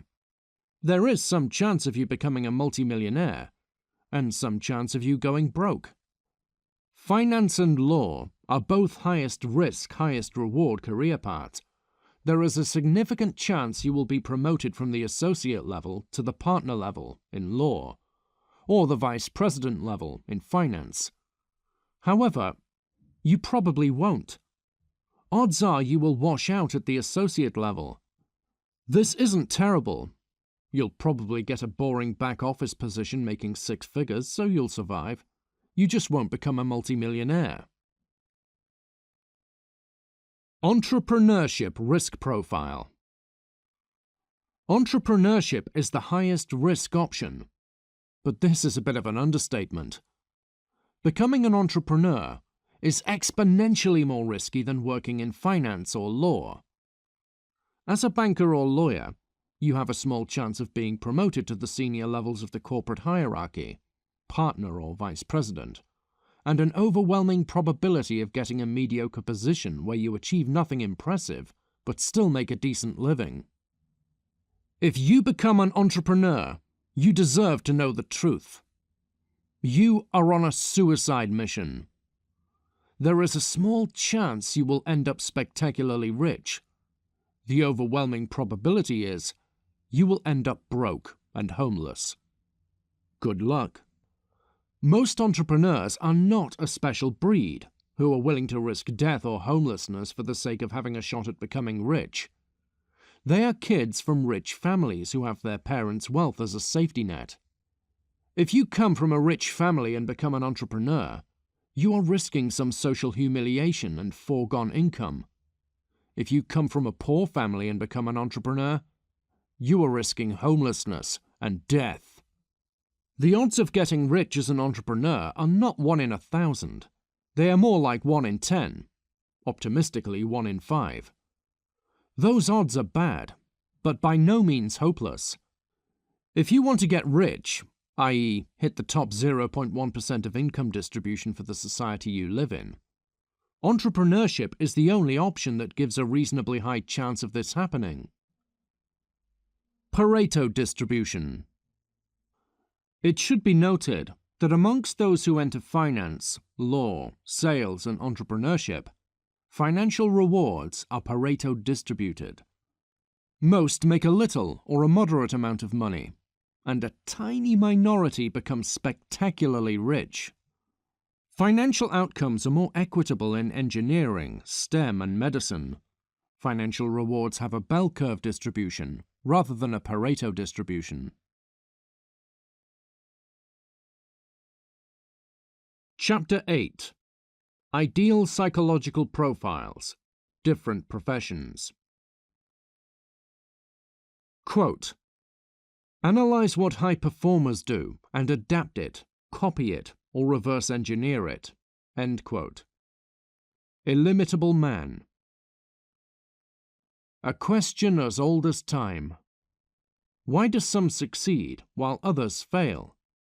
There is no surefire recipe for success in every domain of performance, but for specific domains of performance, there are some factors that reliably increase the probability of success, henceforth referred to as success predictors. Within this essay, the psychological profiles that are typical for people working in engineering and finance, law and sales will be covered, and the psychological profiles that are ideal for succeeding in these professions will also be covered. You will find that many people at the top of these professions have psychological profiles very close or identical to the ideal detailed within this essay. That's why they were able to make it to the top. Finance, law and sales are grouped together because the traits needed to succeed in these professions are very similar. If you are a great banker, chances are you could have also become a great lawyer or a great salesman. Universal success predictors. There are certain success predictors that affect performance in every profession, from banking to farming. They include energy/industriousness, stress tolerance/neuroticism, and physical attractiveness. For every profession, the ideal for performance is to have incredibly high energy levels so you can work 100 hours a week, a high stress tolerance, or low neuroticism, so that you're calm, even when there are bullets flying, and to be as good-looking as George Clooney or me, so that you benefit from the halo effect. Good-looking men are more likely to be hired, promoted, and win clients than ugly men. The probability of meeting this ideal is 0, but get as close as you can. Do what is within your power to maximize your energy levels, maximize your stress tolerance and minimize your neuroticism, and maximize your physical appearance. No matter what profession you work in, optimizing these variables will increase your chances of success. Typical psychological profiles. Spend some time in the corporate world and you will notice that there are certain personalities typical of different professions. Typical personalities in engineering. Most engineers have a psychological profile that looks something like an IQ of 120 to 135. Very smart, but not quite a genius. Low cunning. Somewhat socially awkward. Bad at charming people. Bad at reading body language and vocal tonality. Low extroversion. Engineers tend to be more introverted than average. They aren't nervous or fearful of social interaction, but they are annoyed by it. They don't enjoy vapid conversation about inconsequential matters the way an extroverted person would. Low agreeableness.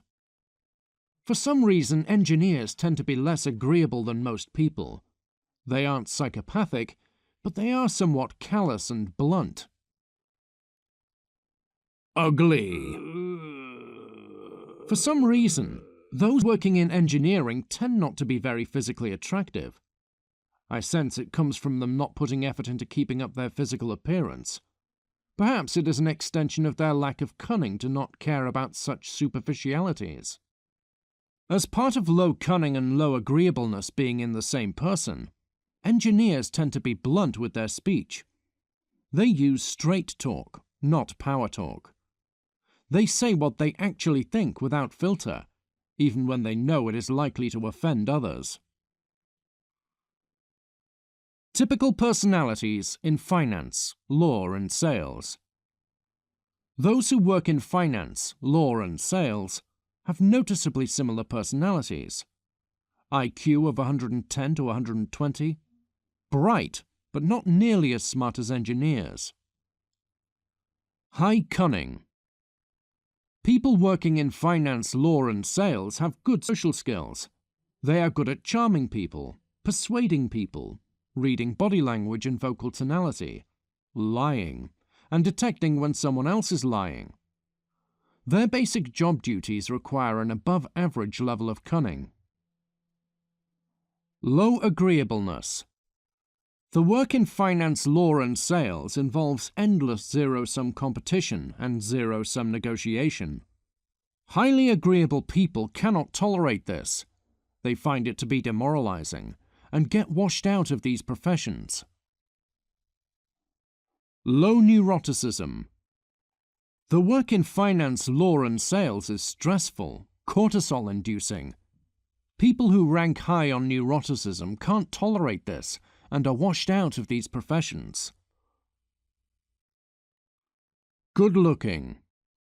Those working in finance, law, and sales tend to be good-looking, although not quite as good-looking as me. This comes from them putting conscious effort into keeping up their physical appearance. They know they have to look good to charm people effectively. IQ and social awkwardness. You might think that smarter is always better, but this is wrong. There are ways having an extremely high IQ can affect performance negatively. Most notably, people with off-the-chart IQ scores tend to be hopelessly socially awkward. Many works of fiction have been created making fun of this dynamic.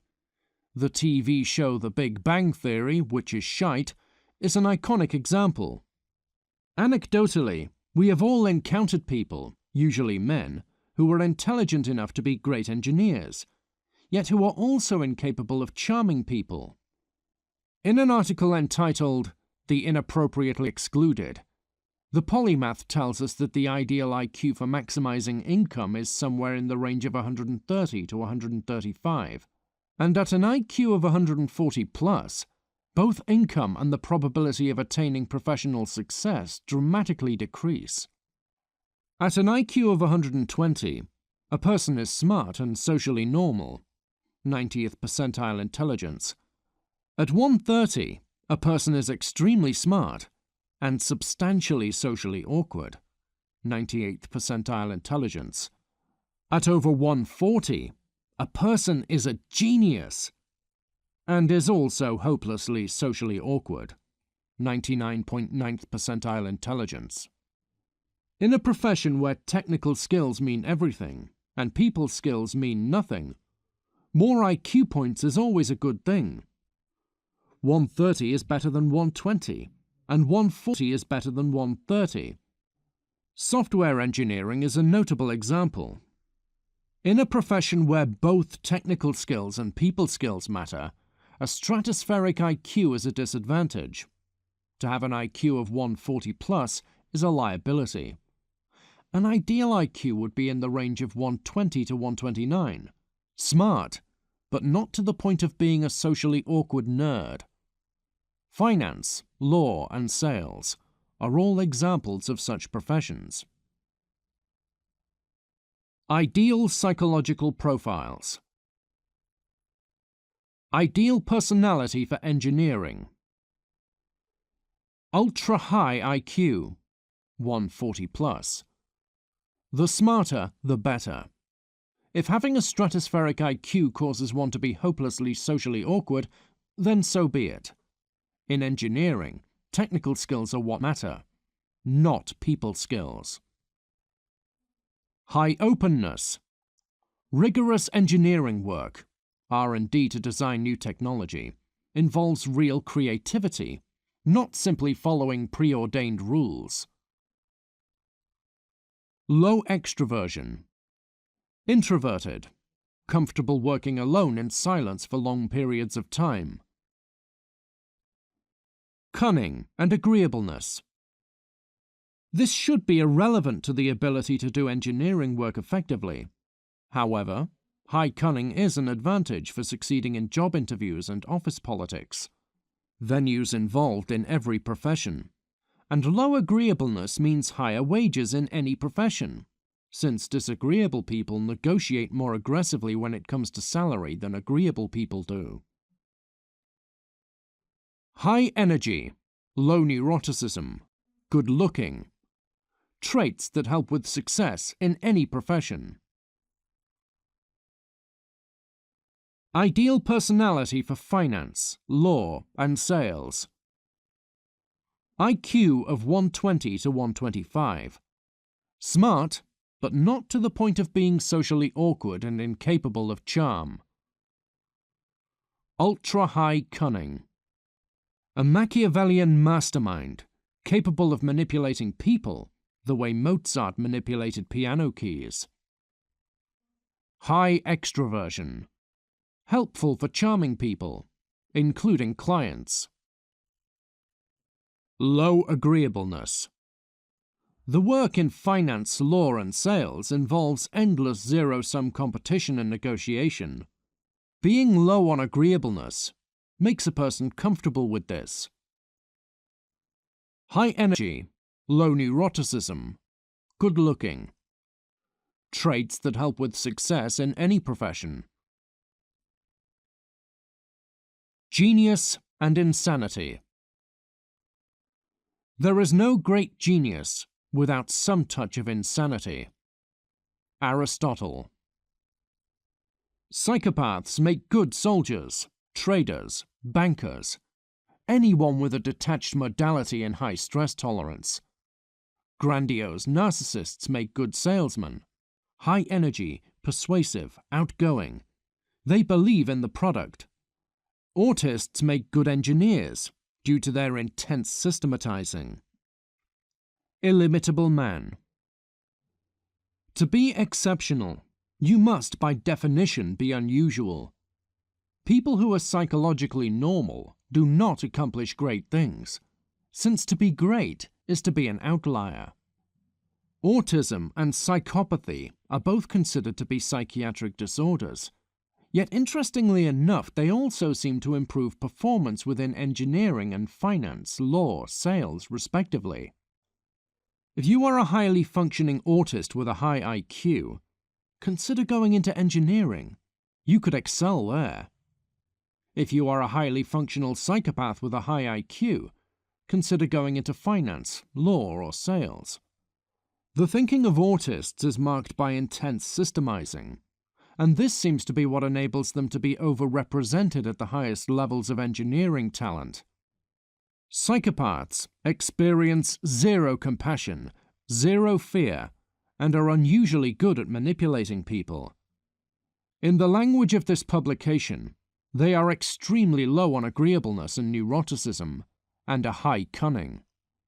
These three separate traits associated with the disorder known as psychopathy all improve performance in finance, law, and sales.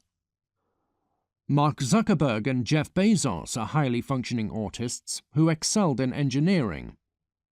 Steve Cohen and Jordan Belfort are highly functional psychopaths who excelled in finance. Drugs. Performance enhancing. Disclaimer.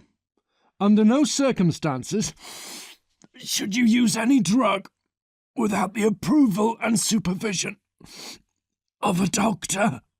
At the highest levels of any profession, use of performance-enhancing drugs is the rule, not the exception.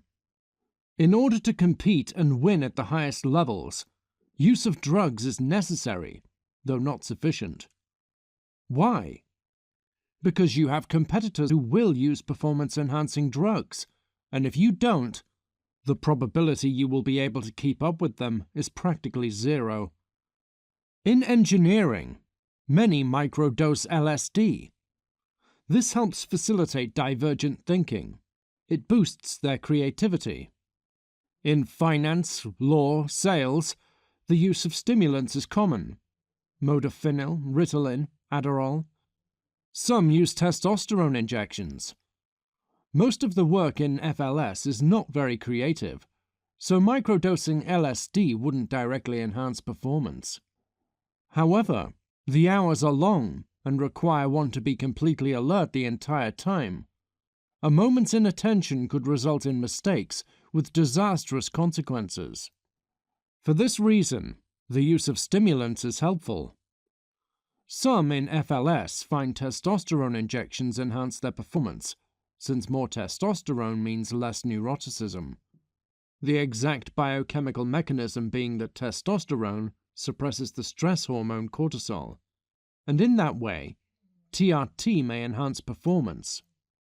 With finance in particular, the work requires a high degree of willingness to take risks. In some sense, financiers have the full-time job of taking calculated risks. Many men in finance find TRT to be helpful, since having increased testosterone levels enhances their comfort with risk-taking. It is by no means impossible that stimulants would be helpful in engineering or that microdosing LSD might be helpful in FLS. I have simply observed that as a general trend, when engineers are looking for a means of performance enhancement, they gravitate towards psychedelics such as LSD, whereas financiers, lawyers, and salesmen gravitate towards stimulants. Addendum. Quantitative hedge funds. The traits typical of quant traders and the ideal psychological profile for succeeding as a quant trader directly mirror the typical and ideal psychological profiles of engineers. Like successful engineers, successful quant traders tend to be ultra-high IQ, over 140, and very socially awkward. Relevant reading: Understanding Psychopathy by Illimitable Man, Systemizing in ASC by ARC. CEOs Only Have IQ of 115 by Lion of the Blogosphere. Chapter 9: Life as a Man. There are certain conditions adult men face that adult women and children do not. These conditions can be summarized by the acronym SPES, which stands for Success Object, Pareto Distribution, Expendable, and Zero Sum. Success Object. Quote, "As a man, there is no price too high to pay for success, for failure is death, emotionally, spiritually, metaphysically, and reproductively."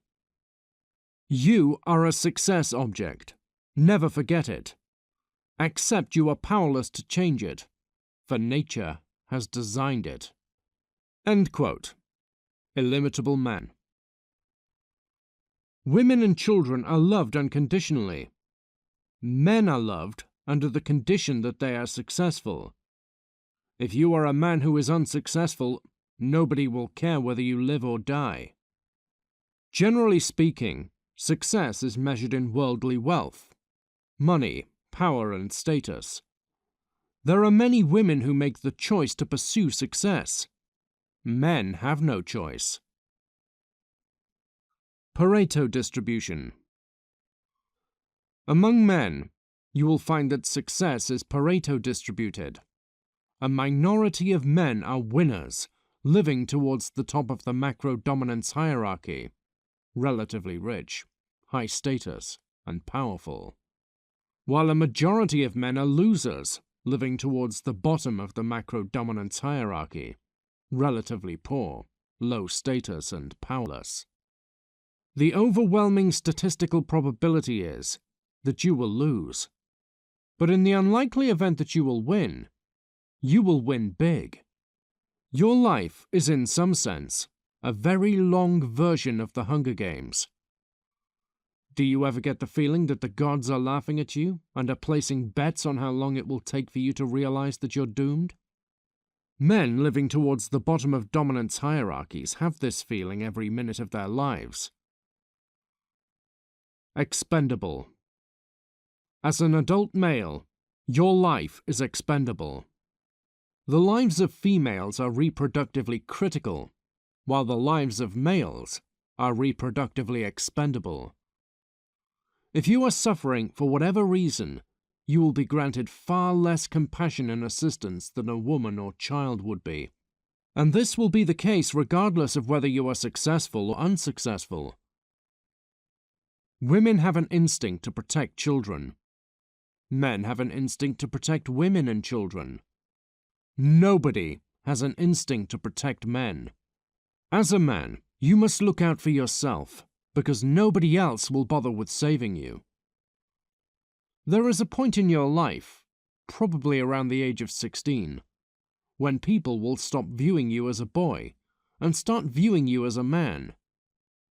This transformation is often quite painful, since as a boy your life was viewed as critical, but as a man, your life is viewed as expendable. Quote, "Men remember being boys. Man has a lucid perspective in comparing his diminished affection of his adulthood to the greater bounty of his childhood. Women do not experience such a significant loss of affection." End quote. Illimitable Man. Zero Sum. Success is an intrinsically zero-sum game in that a man is only considered successful if he is more successful than other men. A billionaire has high status because most men are not billionaires. If we created a society where everyone was a billionaire would only have mediocre status. In the pursuit of success, worldly wealth, Other men are not your allies. They are your competitors. There are those who will claim to not care about their relative level of wealth, status, or power. They claim to only care about their absolute level of wealth. They are lying, mostly to themselves. Whether you admit it or not, you do care intensely about your relative status. There is a counter in your brain that tracks your relative status in the hierarchy you live in. The human species evolved to have this counter before it evolved the ability to breathe. Tracking your status is more natural to your mind than breathing. Win or lose, your life will be a relentless war. If you are low status, you will be spiritually tortured by your failure. If you are high status, you will have to endlessly fight to maintain your position. The competition for status, the game of power, will continue until death. Until then, perform well to live well. Capitalism as status. Competition.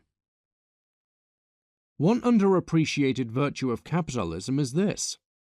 It gives men a venue where they can compete for power and status that is productive rather than destructive. For most of human history, the way men competed for status was warfare. Whoever was the best at killing people was the winner. Capitalism, a competition where whoever can make the most money is the winner, is certainly a better way of running civilization than endless combat. Conclusion. If you are a man, never go looking for sympathy. It is unlikely to win you assistance. Far more likely is that it will win you scorn. Women and children who are weak are helped. Men who are weak are scorned. If, as a man, you are the beneficiary of some form of altruism, be eternally grateful to the person who helped you. Such people are extraordinarily rare. Chapter 10. Law 43. Maximize your allies. What follows are some reflections on Law 43. Work on the hearts and minds of others. Most of this wisdom will sound obvious, yet in real life you will notice that many fail to apply it, particularly when there is cortisol rushing through their veins. Law 43 Addendums. In the long term, it is in your best interest to have as many allies as possible, and as few enemies as possible. Never make enemies unnecessarily, and make allies as often as possible. Charm beats intimidation. Use charm as often as possible. Use intimidation as rarely as possible. When you use charm, you win an ally, regardless of whether or not you succeed in getting their immediate cooperation. When you use intimidation, you get another enemy, regardless of whether or not you succeed in getting their immediate cooperation. Always try charm before resorting to intimidation. If charm works, then you've won. If charm fails, then you must decide whether or not the matter at hand is worth the risk of gaining an additional enemy by using intimidation. Starting with charm and then switching to intimidation can work very effectively. You can go from being charming to being terrifying in a nanosecond. The reverse is not true. Starting with intimidation and then attempting to switch to charm is ludicrous. Once you attempt to use intimidation, the target will inevitably dislike you. Trying to charm them at that point is a lost cause. Charm can be used effectively on both superiors and subordinates, on those who wield power over you and those who you wield power over. Intimidation can only be used on subordinates and equals, not superiors. If you attempt to use intimidation on a superior, you are committing tactical suicide. They will be annoyed by you and use whatever power they wield over you to wreck you.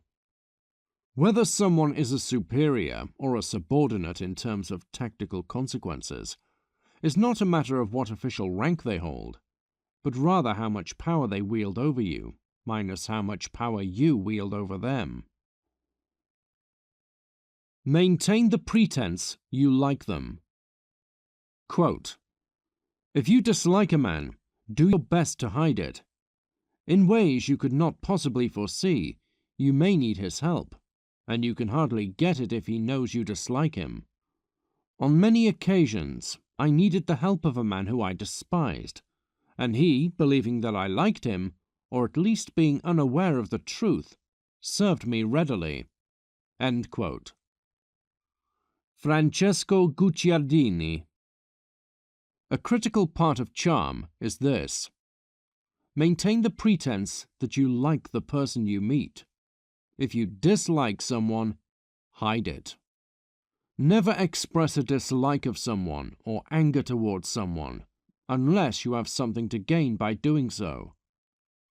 Stroking your ego or venting your anger does not qualify as something to gain. Grant graciously, decline politely. Whenever possible, do someone a favor. If someone asks you for a favor and it will cost you very little to oblige, then do so. In ways you cannot possibly foresee, you may need a favor from them, and they're unlikely to grant it if you previously denied a favor they requested. Whenever you refuse to do a favor, or you reject an offer of any kind, do so as gently and as politely as possible. Never reject an offer harshly or with an insult. If you do someone a favor, but you do it grudgingly and with grumbling, they will not feel grateful. They will feel annoyed.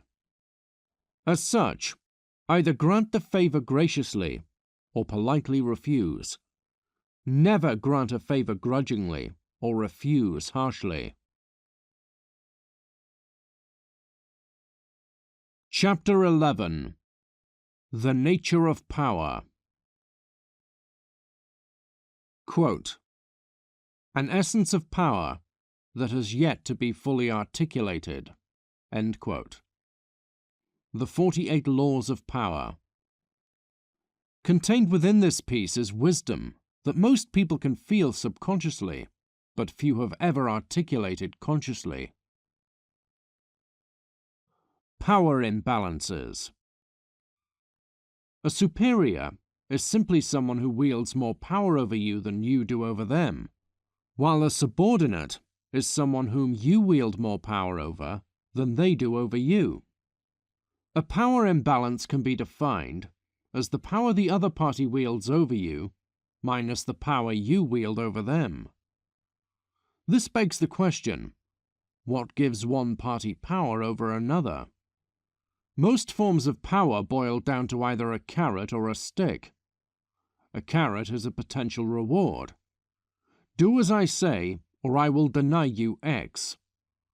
A stick is a potential harm. Do as I say, or you will suffer Y. A steep power imbalance is one where the gap between the power of one party and the other is so big that it's undeniable. A shallow power imbalance is one where there is a gap between the power of one party and the other, but the gap isn't obvious. It is quite plausible to maintain the pretense that the power of each party is equal. Zero power imbalance is a case where the power each party wields over the other is equal, or close to equal. In modern America, carrot power is far more common than stick power. An ancient king ruled over peasants by saying, "Do what I say, or you will be killed. Now go and bring me my wenches to suck my cock, and bring me some wine and a morsel of ham." This is extreme stick power. A modern capitalist rules over his wage slaves by saying, "Do what I say, or you will be denied your wages and starve to death." This is extreme carrot power. Thinking of carrot power as gentle and stick power as harsh is foolish. Both carrot and stick power can have deadly consequences. In any relationship where there is a steep power imbalance, one party is a master and the other is a slave. If you are ever in a situation where another person wields the power to destroy your life, and you wield no significant power over them, you are a slave to them. In modern America, nobody is ever called a slave, but there are plenty of employees who are slaves in everything but name. It should be noted that the perceived balance of power is what determines how people behave, not the actual balance of power. Top-down exploitation. It is inevitable that those towards the top of a dominance hierarchy wield more power over those towards the bottom than vice versa. Indeed, in some sense this is what it means to be towards the top of a hierarchy. It is also inevitable that those towards the top will exploit those towards the bottom for their own gain, simply because they can. Many communists blame this on capitalism, calling it capitalist exploitation. But this is to drastically underestimate how deeply rooted the problem is. Top-down exploitation is a feature of every society, macro-dominance hierarchy, whether capitalist, feudalist, socialist, or communist. The degree of exploitation may vary from one society to another, but the fact of its existence does not. Commonality of conflict. If two people with power levels far apart encounter each other, the probability of conflict or argument is very low. The less powerful person will instinctively submit to the will of the more powerful person, lest they face the wrath of the more powerful person.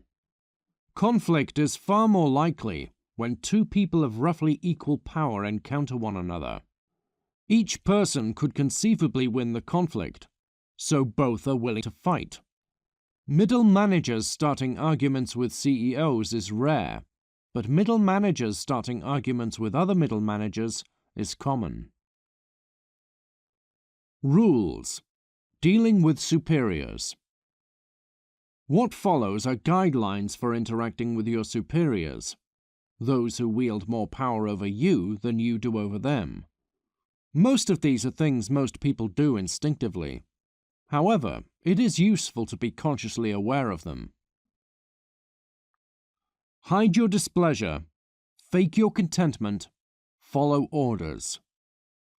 Quote, "It is foolish to get angry with people whose power is so great that you cannot hope to win.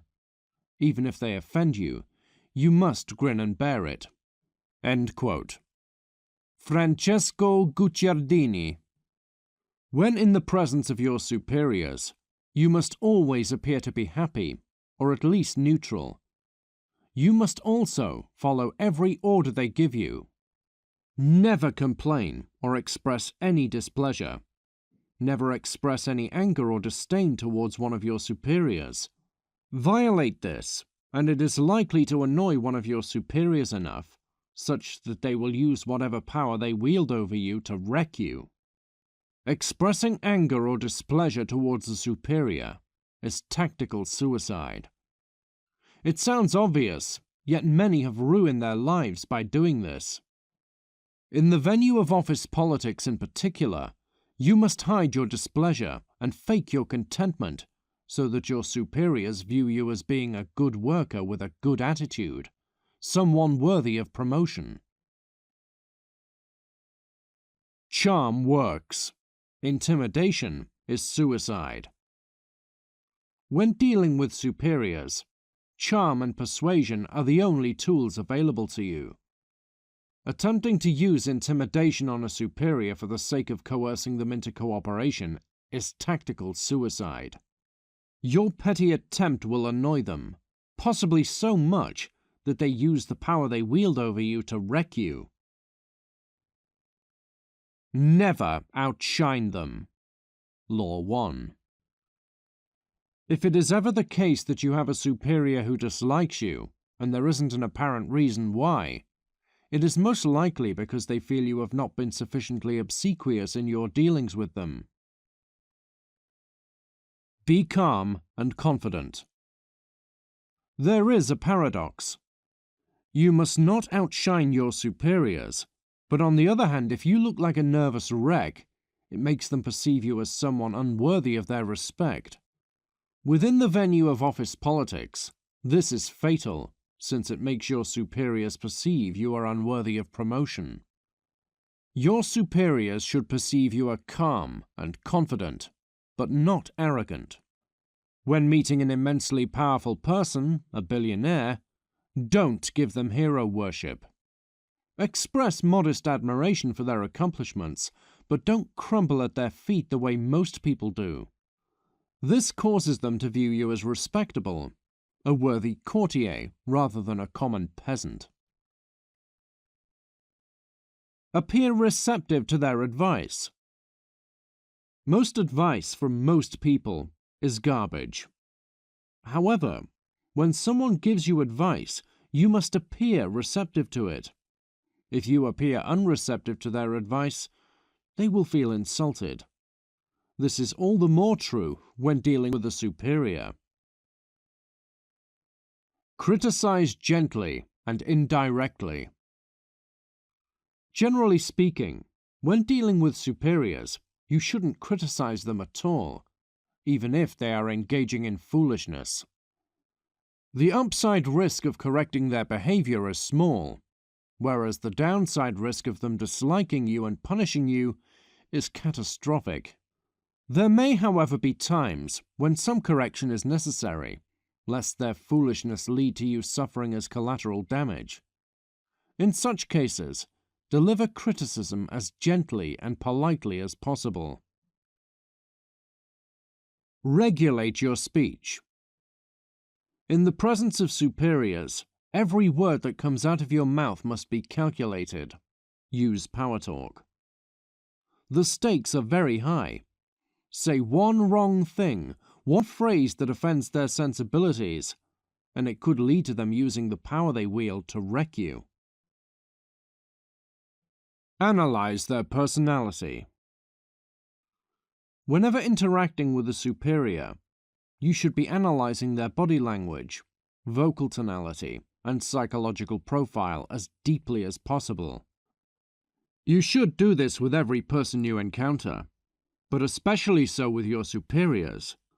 They are worth the effort expended on such analysis because they wield immense power over your fate in life. Reflections on superiors. These guidelines may sound obvious, yet many otherwise intelligent people destroy their lives by violating them. Many will fail to hide their displeasure, since some combination of annoyance and ego compels them to express displeasure and even anger towards a superior.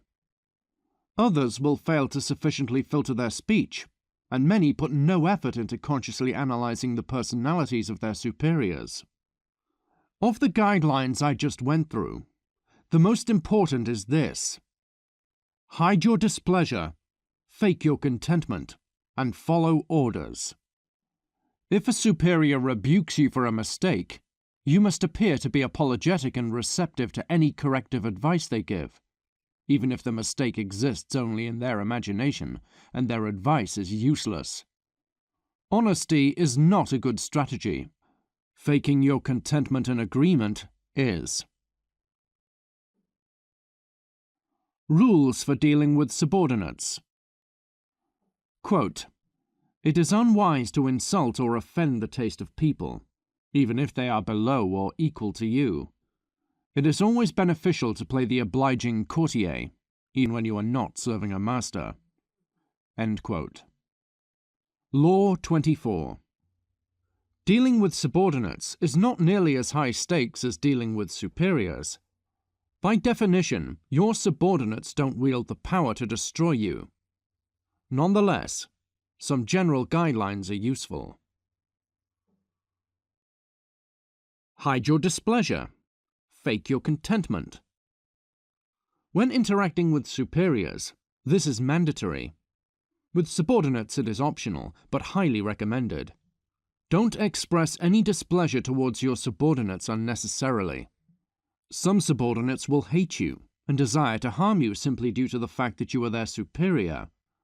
However, if you express any displeasure towards them unnecessarily, you only increase the percentage of subordinates who fall into this category. Necessary tyranny only. Some tyranny may be necessary for the sake of enforcing order and making things run smoothly. However, if you are unnecessarily tyrannical, you will cause your subordinates to hate you more than they otherwise would. Too much tyranny breeds rebellion, because your subordinates cannot tolerate living under your rule. Too little tyranny breeds disobedience, since you appear to be weak. A balance must be struck. Charm often, intimidate rarely. When interacting with superiors, charm is your only weapon. Intimidation is out of the question. When dealing with subordinates, charm and intimidation are both tools at your disposal. Use charm as often as possible, and intimidation as rarely as possible. You want to minimize the percentage of subordinates who hate you, and the degree to which they hate you. Regulate your speech. This is critical with subordinates, just as with superiors. Beware that every word you say in front of one of your subordinates may later be repeated in front of others, including one of your superiors. Operate under the assumption that your subordinates have loose lips. Most of them will. Don't punish truth-tellers. If you punish your subordinates for telling you the truth, because the truth offends your sensibilities, you will, in a Pavlovian manner, train your subordinates to be yes-men who only tell you what you want to hear. This will prevent you from getting an accurate view of reality and have catastrophic consequences. Don't trust them. Your subordinates will be far nicer to you than most people. Why? They are attempting to charm you, to win your favor, to suck your cock. Don't fall for this. They are not loyal to you, only your power. This may sound obvious, yet there are plenty of otherwise intelligent billionaires who have had people sucking their cock for so long, they have become convinced that people everywhere love them for their personality. Monitoring behavior. People instinctively monitor their behavior, body language and speech when in the presence of superiors, but less so when in the presence of subordinates, and not at all when alone. One consequence of this is that a person's subordinates usually have a far more accurate view of their personality than their superiors. Their superiors see a mask, whereas their subordinates see their real self, or at least a mask that is less thick. High status wins favors. Low status gives invisibility. Generally speaking, it is wise to make people perceive you are as high status as possible, since it makes them more eager to do you favors and more hesitant to harm you, since they assume you wield the power to repay a favor in a meaningful way, and also the power to retaliate in a meaningful way. That said, keep in mind that there are situations where it is advantageous to make people perceive you are low status. It gives you a cloak of invisibility. When people perceive you are low status, low in the hierarchy, they pay very little attention to you, and they monitor their behavior very little when in your presence. This can be advantageous for intelligence gathering. You are invisible, and your targets put no great effort into concealing their real selves. Power and cortisol. Interacting with a superior is an intrinsically stress-inducing experience, or cortisol increasing. Why? Because even if the superior is kind-hearted and means you no harm, your hindbrain gets the message. This person is dangerous. They have the power to destroy me. Interacting with a superior is stressful, for the same reason that having a venomous snake sleeping on your chest is stressful. Regardless of whether or not they intend to harm you, they have the potential to destroy you if they become so inclined. The higher you are in the dominance hierarchy, the less often you will be interacting with superiors. The lower you are in the dominance hierarchy, the more often you will be interacting with superiors. This may explain why people located toward the top of hierarchies are far less stressed than those towards the bottom. It is less often that they are subjected to the cortisol-inducing experience of interacting with superiors. Epilogue. Power is fickle. A person who is powerless today may be in a position of power tomorrow, and vice versa. As such, be careful with how you treat those below you in the hierarchy. The day may come when the tables are turned, and people remember past harms for a very long time. Chapter 12. Relationships. Machiavellian Perspective. Exchange of value. Every relationship is nothing more than an exchange of value.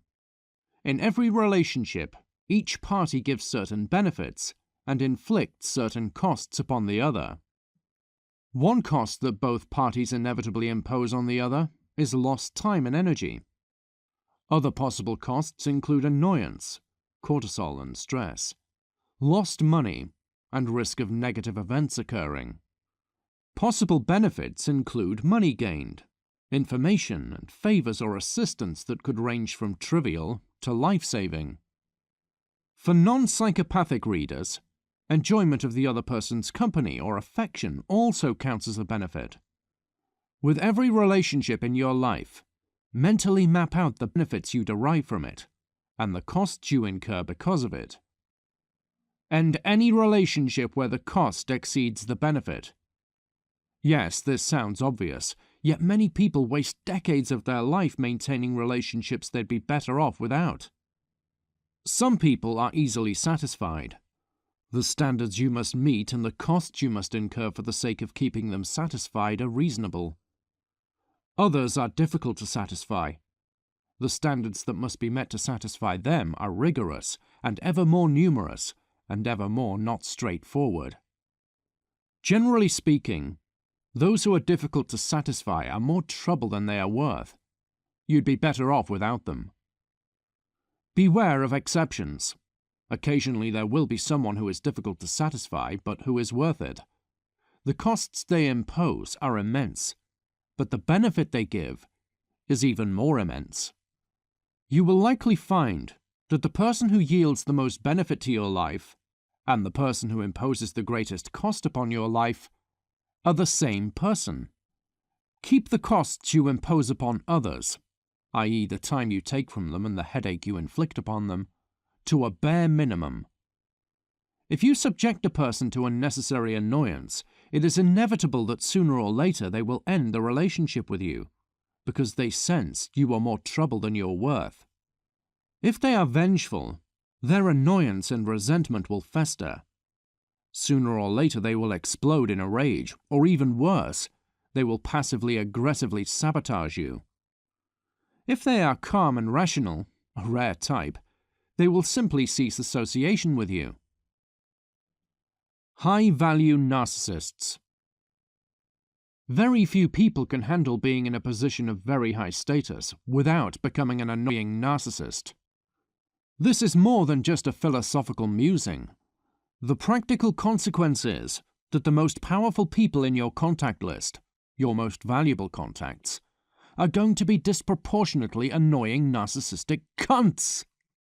This minor annoyance is simply something you must tolerate. Refusing to associate with any man who has narcissistic tendencies would mean giving up a majority of your most powerful contacts, an unacceptable sacrifice. Ending relationships. When you end a relationship with someone, do so as gently and as politely as possible. If logistically doable, don't formally end the relationship. Simply cease contacting them.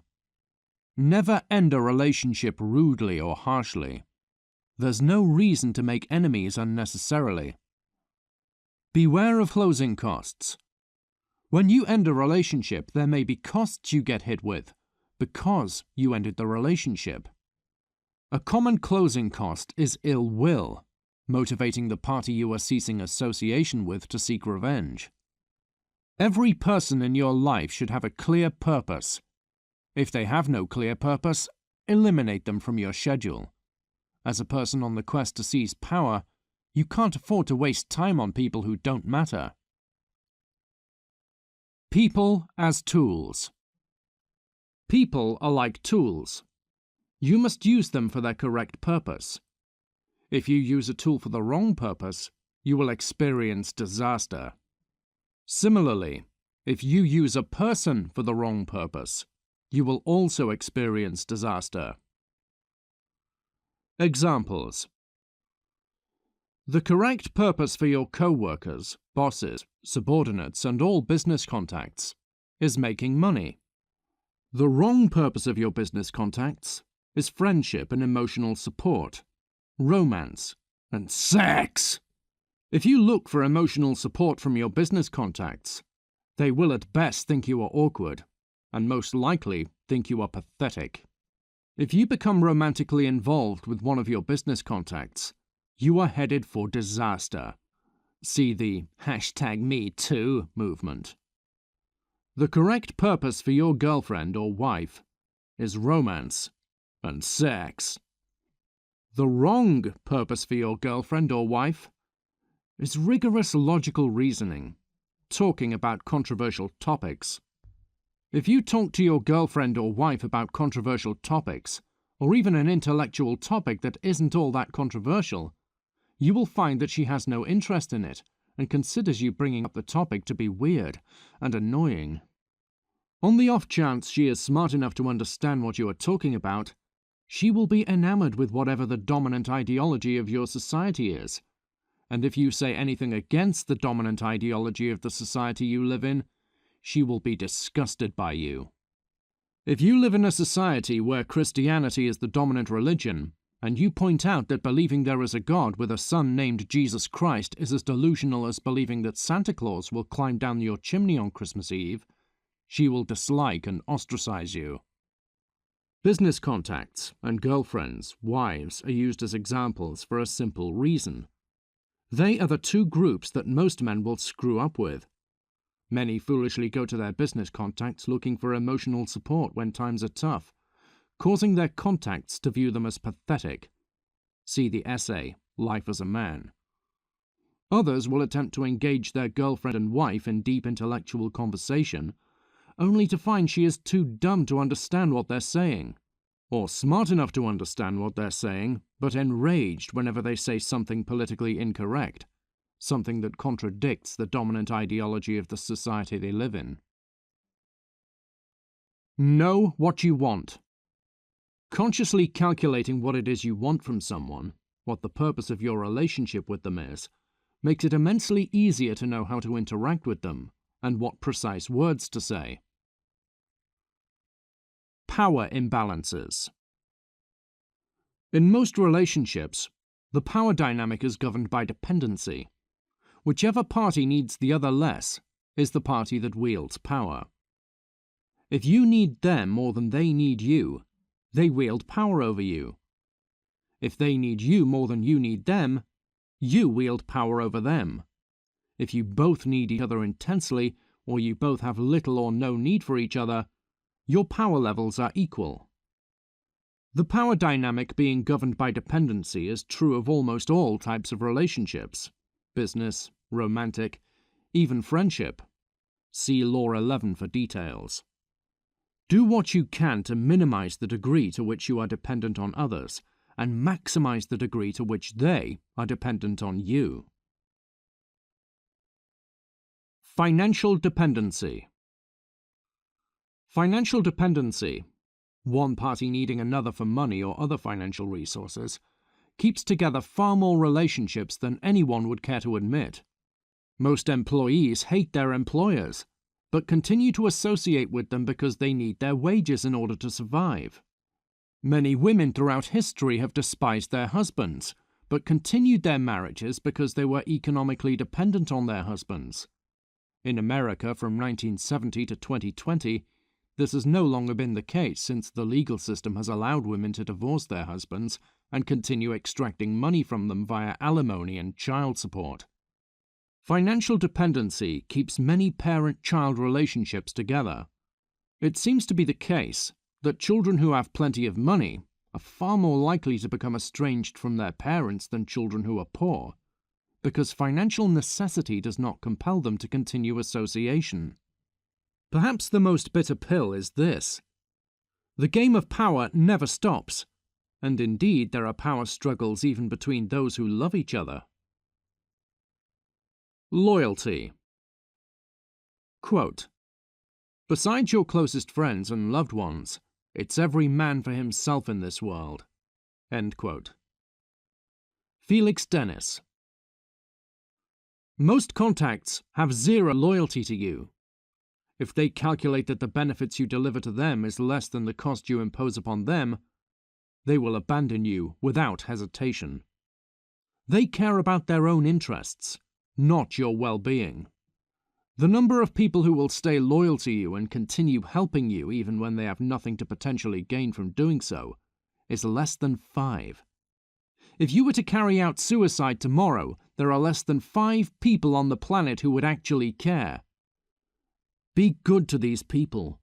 They are worth more than any worldly wealth you might ever gain. There are many things money can buy, but real loyalty is not one of them. You might think the only way to find out who is truly loyal to you is to experience catastrophe and see who continues to stand by you. But you would be wrong. Loyalty testing. Simulate your downfall. Quote, "Simulate your downfall to see who folds and sells you out. Loyalty is gauged in the face of failure, not success." End quote. Illimitable man. It is often possible to simulate your downfall. Make it look like everything is falling apart, when in reality, everything is perfectly fine. Do this. See who stays loyal and who abandons you. The appearance of catastrophe has to last for at least a few months. With most of the mercenaries surrounding you, it is unlikely that they will abandon you the day after your downfall comes. For most, it will take at least a few weeks.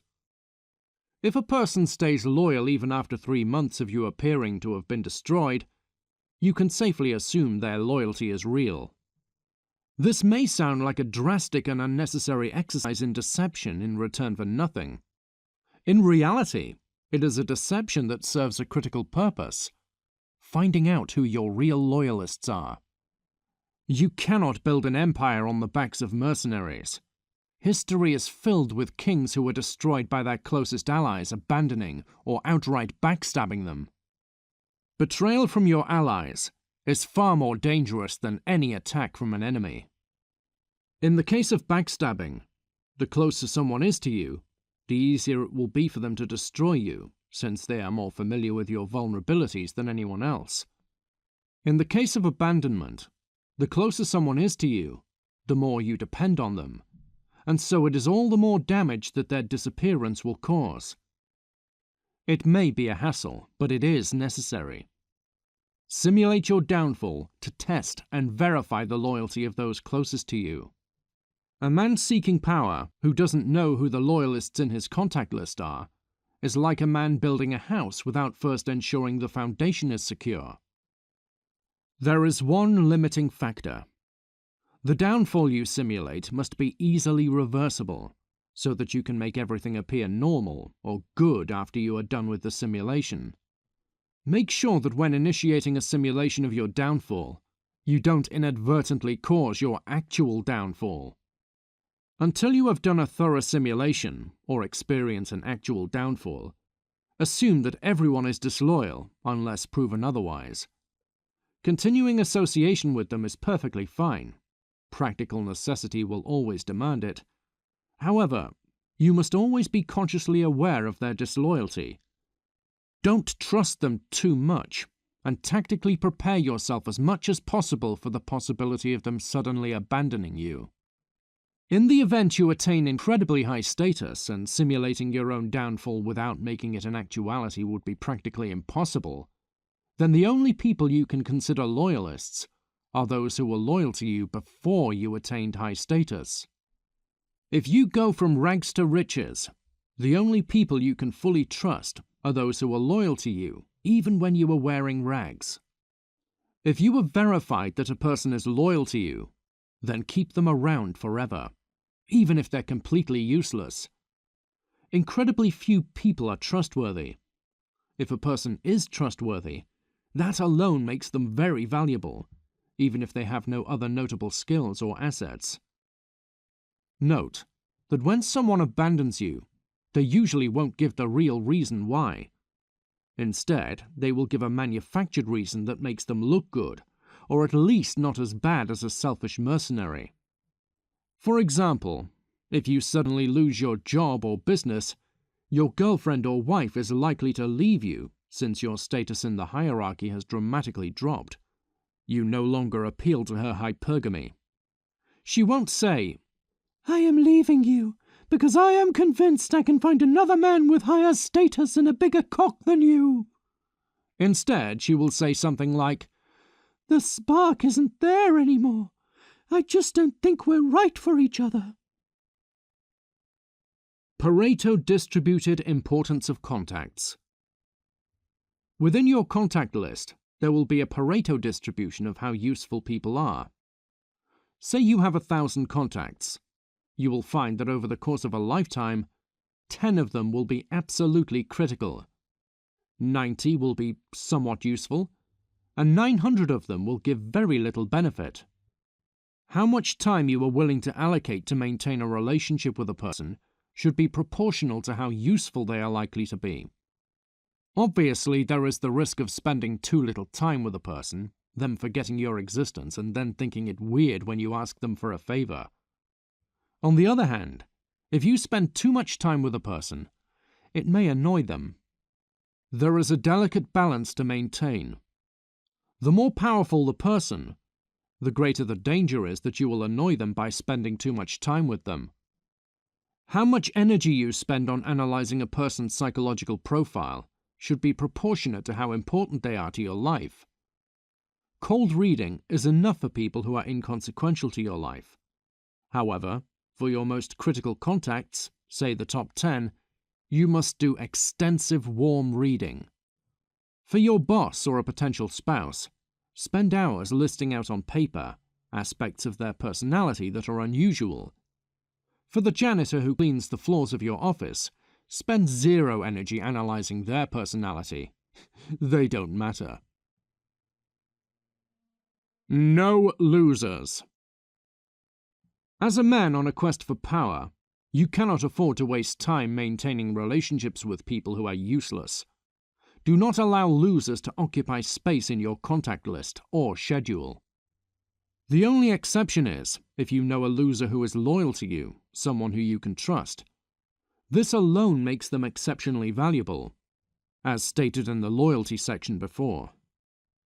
Disclaimer: you are likely to drastically overestimate how much you should trust a person who has far less worldly wealth, money, power, and status than you. That trustworthy loser in your contact list may put a knife in your back. They will be prone to envy you, and may actually be more likely to harm you than a stranger who knows nothing about you. Joe Orton learned this the hard way. See Law 46 for details. Further reflections from Illimitable Man. Give people plenty of opportunities to betray you. Extend trust they haven't earned over not-so-trivial but tolerable losses, and wait to see if they honor your trust or dishonor it. If they cut and run and betray, what you lost was the price paid to ascertain who they are. Further reflections of Balthazar Gracian. Few are the friends of a man's self. Most are merely the friends of his circumstances.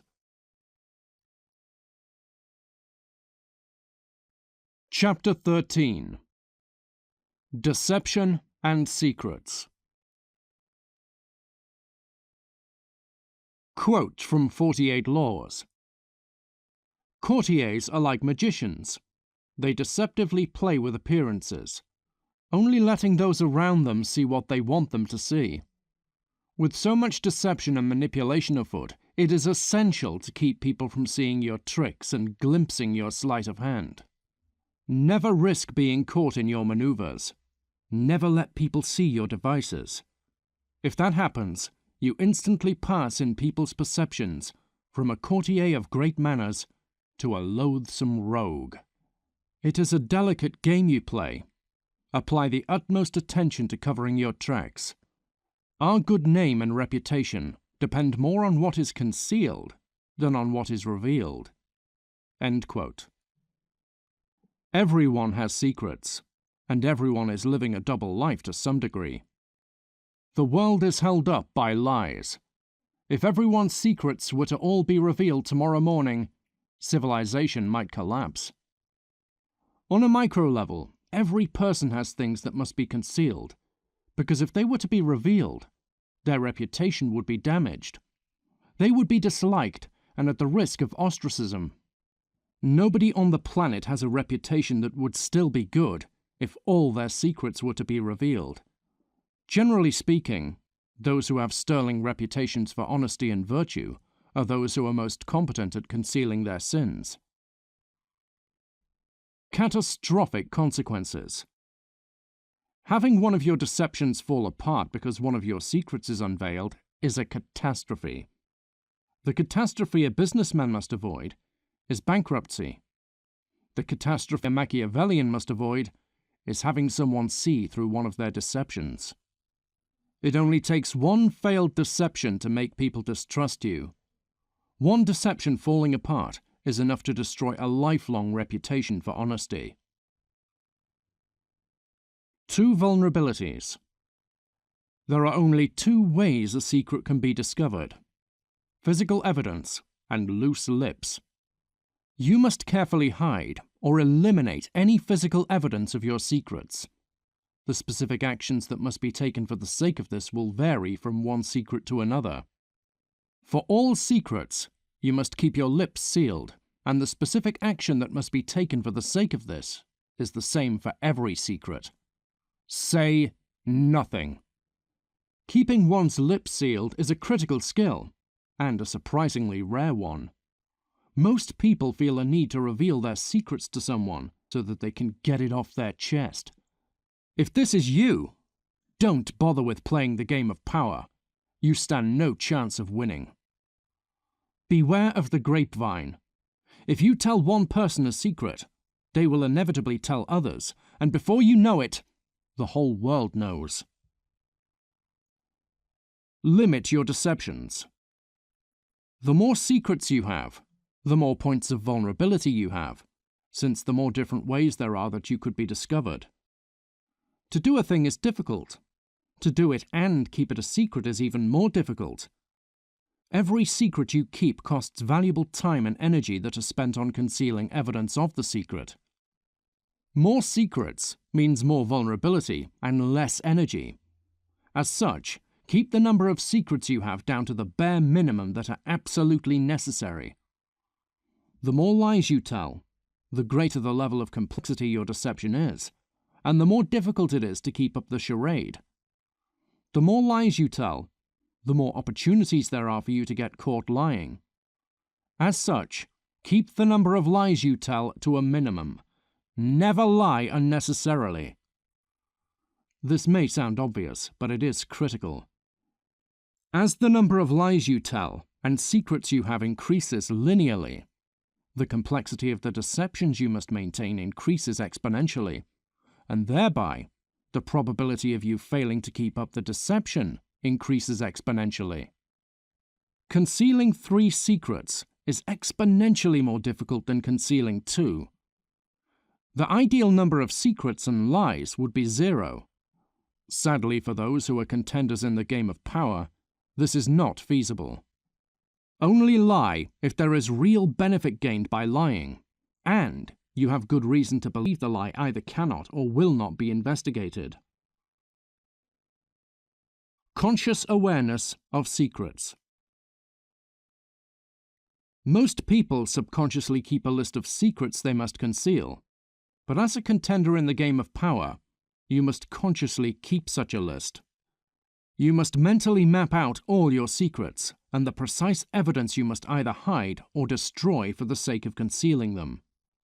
In the highly likely event you one day attain a position of power, high status in the macro-dominance hierarchy, you will have enemies.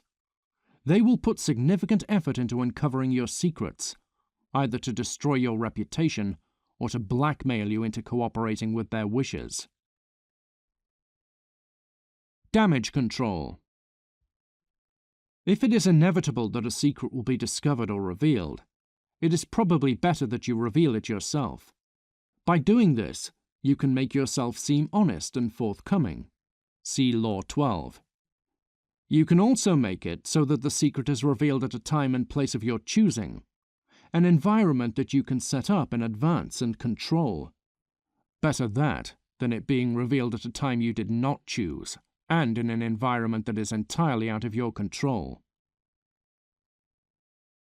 Appear transparent. Quote by Illimitable Man. The secretiveness of privacy drives people mad. Even if there is nothing to hide, the reluctance to reveal creates suspicion. To ensure the safety of a secret, the existence of the secret must be kept secret. As soon as somebody becomes aware of a secret they know not the nature of, they will be compelled to unearth it at any cost, thus threatening the secret. End quote. The degree of thoroughness required to hide or destroy all evidence that would reveal your secret is far greater than you think. Why? Because if a tiny piece of evidence is discovered that does not directly tell what the secret is, but it tells that there is a secret of some sort, the party who discovers it may have their curiosity sparked and eagerly dive into further investigation to discover precisely what the secret is. Essentially, not only must your secrets be concealed, but the very fact that you have secrets must be concealed. If people suspect you have something to hide, it motivates them to dig deeper into your affairs to discover precisely what you are hiding. It is both ludicrous and necessary. You must appear to have nothing to hide, while having something to hide, and while living in a world where 100% of people have something to hide. Timeline for secrets. Some secrets need to be concealed forever. Others do not. There are those who will tell you, the truth will always come out eventually. They are wrong. It is possible to keep the truth a secret forever, or at least until after you are already dead and buried. Throughout history, there have been millions of women who kept the true paternity of their children secret forever. You should mentally categorize your secrets into forever secrets, those that can be kept secret forever, and temporary secrets, those that will inevitably be discovered sooner or later. You might think that having a temporary secret is tactical suicide. If your secret is at some point revealed, won't this inevitably cause people to view you as dishonest and never trust you again? Not really, or at least in many cases it doesn't matter. If you work as an employee at Corporation Alpha and are interviewing for a position at Corporation Beta, you must keep the fact that you are engaged in job interviews at Beta a secret from everyone at Alpha, or you may get fired. Maintaining this secret forever is both impossible and undesirable. If you get a job offer from Beta and accept it, you will intentionally announce it on your LinkedIn profile. With every deception you enact, you must know what the timeline is. How long does this deception need to be maintained for before the truth comes out? How long can this deception be maintained for? Months? Years? Forever? With temporary secrets, it is inevitable that the secret will be unveiled sooner or later. Your impetus is to ensure nobody suspects a thing, until it's already too late. Common secrets. What follows is a list of secrets that are common at least in modern America. Politically incorrect opinions. If you have any opinions or facts in your mind that contradict the dominant ideology of the society you live in, you must keep them secret. If you publicly say anything that goes against the dominant ideology of your society, you will be disliked and ostracized. In the case of modern America, if you say anything that contradicts blank slate theory egalitarianism, you may be fired from your job. See the fate of James Damore, Google's ideological echo chamber. In medieval Europe, if you pointed out that believing in Jesus is as ludicrous as believing in Santa Claus, you could be imprisoned or executed under blasphemy laws. Side business. If you have a side business, you must keep it a secret from your employer. Why? Because employers want wage slaves who are completely financially dependent on them.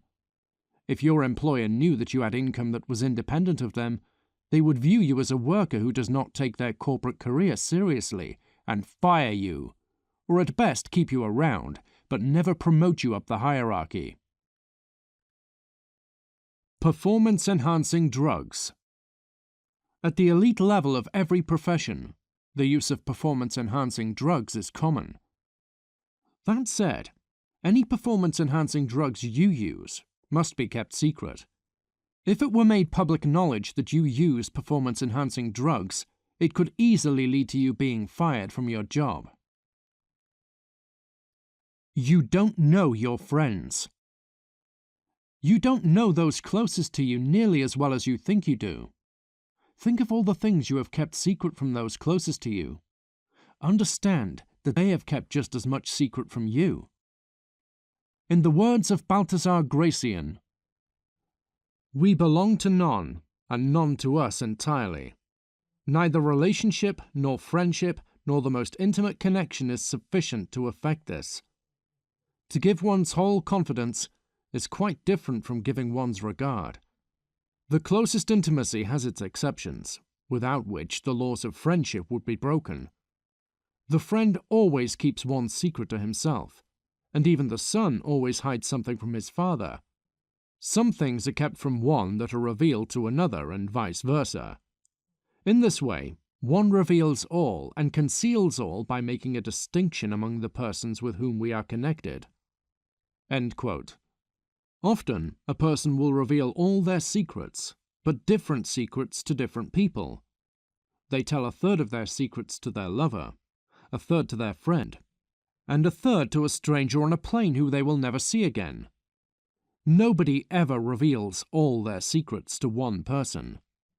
There is a significant difference between the version of you that your closest friends see and the version of you that your spouse sees. There is a difference between the version of you that your spouse sees and the version of you that your boss and subordinates see. In the words of Frank Underwood, quote, "There is so little she'll ever reveal to me, or I to her. We are nothing more or less than what we choose to reveal. What I am to Claire is not what I am to Zoe, just as Zoe is not to me what she is to her father." End quote. Chapter 14. Intelligent and awkward. It is often the case that geniuses are socially awkward. Intelligent, yet at the same time incompetent when it comes to charming other people. Fictional TV shows have been created making fun of this dynamic. See The Big Bang Theory's main character Sheldon. Or rather, don't see The Big Bang Theory. It's shite. Anecdotally, we have all met at least one man intelligent enough to be capable of doing calculus in his head, but who is incapable of simply asking a woman out on a date. Intelligence levels and social awkwardness. IQ of 120. Smart and socially normal. 90th percentile intelligence. IQ of 130. Extremely smart and significantly socially awkward. Will have some difficulty charming most people. 98th percentile intelligence. IQ of 140 plus, genius and hopelessly socially awkward, will have difficulty charming almost everyone. 99th percentile intelligence. At an IQ of 130, you are a bridge between geniuses and normal people. You are smart enough to understand the complex things a genius says, and also dumb enough to be capable of learning how to charm normal people. Drivers of social awkwardness. There is, of course, the question, why are exceptionally intelligent people bad at charming others? It boils down to three things: low extroversion, high intellect, and complex speaking style. Low extroversion. It seems to be the case that IQ and extroversion correlate negatively. Most high IQ people are introverted. Many people perceive low extroversion, particularly low enthusiasm, to be a sign of unfriendliness, when in truth it just indicates a lack of dopamine-fueled positive emotion. The low enthusiasm displayed by many people with IQs of over 130 often causes people to perceive they are being unfriendly. Note: the Big Five personality trait, extroversion, can be broken down into two subtraits: assertiveness and enthusiasm. It seems to be the case that IQ and enthusiasm correlate negatively, while the correlation between IQ and assertiveness is 0. High intellect. IQ and openness, particularly the subtrait intellect, correlate very strongly. What this means is that high IQ people tend to be interested in abstract ideas, far more so than most people. This can often cause some awkwardness when it comes to making conversation. The person with an IQ of over 130 wants to talk about abstract topics such as international monetary policy, Overton windows shifting, and Nietzsche's theories on master and slave morality. Most people find conversation about such topics to be boring at best and awkward at worst. Those of roughly average intelligence, a majority of the population, find topics about more banal topics to be interesting. The local football team, the upcoming holiday season, Kardashians. Note that most Americans know who Kim Kardashian is, while only a minority know who Nietzsche is. Complex speaking style. High IQ people tend to have a complex speaking style. They use big words and complex sentence structures. However, most members of the population with roughly average IQs talk with small words and simple sentence structures. When a high IQ person uses big words and complex sentence structures when talking to an average IQ person, i.e. most of the population, it may annoy the average IQ person. It could also lead to miscommunication.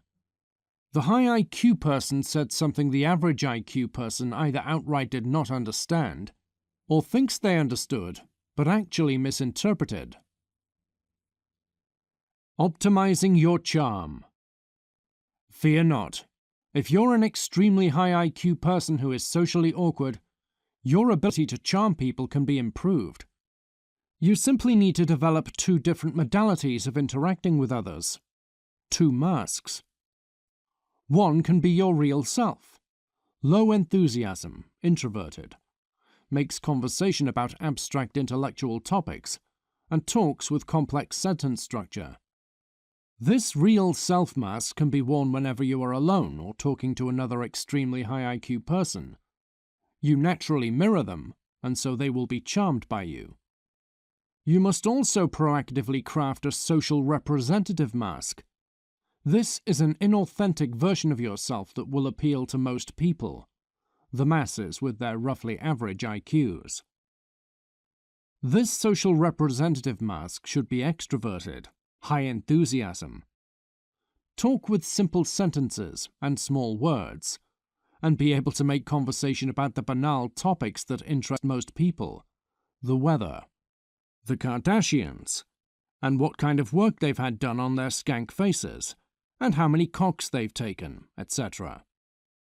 For the sake of dumbing down the way you talk, you will have to omit some complexity, nuance, and information from what you say. So be it. If you are naturally introverted, low enthusiasm, one thing that helps temporarily boost enthusiasm is caffeine. Be warned, caffeine also has the negative side effect of increasing neuroticism. Career options. If you have an IQ in the range of 120 to 129, you are smart, but not socially awkward. It would be wise to enter a profession where both technical skills and people skills matter. Finance, law, and sales are all examples. You have both the intelligence and social skills needed to succeed there. If you have an IQ of 140 plus, you should enter a profession where technical skills are critical and people skills are as irrelevant as possible. Engineering and quantitative trading, hedge funds are examples. Don't enter a profession where great social skills are critical, i.e., sales. You are too awkward to succeed there. At an IQ of 130 to 139, you're somewhere in the middle. Relevant reading: IQ and the Sexual Market by Black Label Logic. Curse of the High IQ by Aaron Clarey. The Inappropriately Excluded by Michael Ferguson. Too long didn't read. Extremely high IQ people often fail to make it into elite professions that require a high IQ because they're socially awkward. They can't pass job interviews and play office politics. CEOs only have an IQ of 115 by Lion of the Blogosphere. Too long didn't read. The average IQ of a corporate executive is 115. They are smart, but not geniuses. Further reflections. Illimitable Man. Being smart makes socializing harder. You have to learn to talk like a moron, like Trump, to talk to average people, and use cunning and ego rather than logic, your primary way of thinking, in order to be psychologically attractive to women. Dumb people do this automatically. I know how to talk to people that don't value intelligence, a necessary life skill. If you say smart-sounding shit to idiots, they think you're an idiot! Wall Street Playboys. If you're high IQ, low intelligence people will think you're crazy or stupid. Why? They cannot understand the meaning behind any of your words. 99 out of 100 times, we will wager that someone with numeric skills, enough to become a quant or high-level engineer, has social issues. They consistently use logic to explain emotional behavior as humans. Out of frustration, they end up being outcasts, particularly when it comes to dating. No need for a rabbi. You really just need to be certain you have strong social skills. If you're the guy who got a 4.0, 7 internships, but you are extremely introverted, you're going to struggle and will not be in the position for a promotion. Always exceptions. You will likely get ranked at the top performance-wise and get mediocre attitude assessments at best. Again, if you're not a likable, cool person, it's going to mean more hours, more FaceTime, and likely less pay. Pi Day sums it up pretty well. More work, less pay, less options. The real person to fear within your associate analyst class is the guy or girl who is somehow able to be part of a frat or sorority and maintains great grades and networks like a champ. Bet on that guy or girl 100 times out of 100. Chapter 15. Nature of Dominance Hierarchy. All animals inevitably organize themselves into hierarchies, and humans are no exception. With simple animals such as lobsters, the hierarchy is determined by nothing more than brute strength. The most dominant lobster is whichever is best at winning wrestling matches. Chimpanzees are more complex than lobsters. A chimp hierarchy is determined to some degree by brute strength, but also by popularity and political maneuvering. Humans are the most complex animal on the planet, and our hierarchies are determined very little by physical strength. Yes, being tall and muscular does win a man's status, but rank within human hierarchies is far more determined by things such as intelligence, competency, likability, and worldly wealth, money and power. The most powerful men on the planet as of this writing are Jeff Bezos and Vladimir Putin, both of whom are conspicuously small. The aim of this essay is to describe traits that are ubiquitous to all human hierarchies, whether they be American society, Russian society, a corporation, or simply the pecking order of a gang in West Baltimore. Macro and micro. It is important to distinguish between a macro-dominance hierarchy and a micro-dominance hierarchy. A macro hierarchy is a large group a person can be a part of, designated by a geographical area. Everyone within the entirety of a city or the entirety of a country. The word society is a euphemism for macro-dominance hierarchy. A micro-hierarchy is a smaller group a person may be a member of, such as a family or a particular corporation. The country America is a macro-hierarchy of more than 300 million people. Meanwhile, the employees of a corporation form a micro-hierarchy, with only a few dozen or 100 people. What wins status? What wins a person's status varies from one hierarchy to another. In virtually all macro-hierarchies, having a high level of wealth relative to others grants a person high status. In virtually all micro-hierarchies, having a high level of competence with a task affecting the group wins a person high status. In some hierarchies, engaging in violence wins one's status, particularly if it's violence against members of the outgroup, members of an enemy tribe. On the other hand, there are hierarchies where engaging in violence instantly causes one to become low status. If you are a member of a gang in West Baltimore, then engaging in a fistfight and winning may cause your status to rise. However, if you are an associate at a law firm and you decide to engage someone in a fistfight, your status will instantly drop to 0. You will be summarily fired. Power is greater than merit. Tragically, most hierarchies are based on nothing more than arbitrary power. Meritocracies are rare. Hierarchies, where status is based primarily on competence, are the exception, not the rule. Competence is always a factor in determining one's status, but almost never is it the only factor. In most hierarchies, status is determined by some mixture of competence, likability, and arbitrary power. A person's level of status and power are not precisely the same thing, but in most cases they are so closely correlated as to be all but indistinguishable. Status is venue-dependent in the sense that a person can have high status in one venue or group and low status in another. Status throughout history. In hunter-gatherer societies, status competition between men usually takes the form of fistfights and physical violence. Often, status is determined based on who is best at waging war against rival tribes. Sometimes it's determined by who is best at hunting wild animals and providing food for the tribe. In capitalist societies, status competition between men usually takes the form of who has the highest income, the biggest net worth, or the most impressive job title.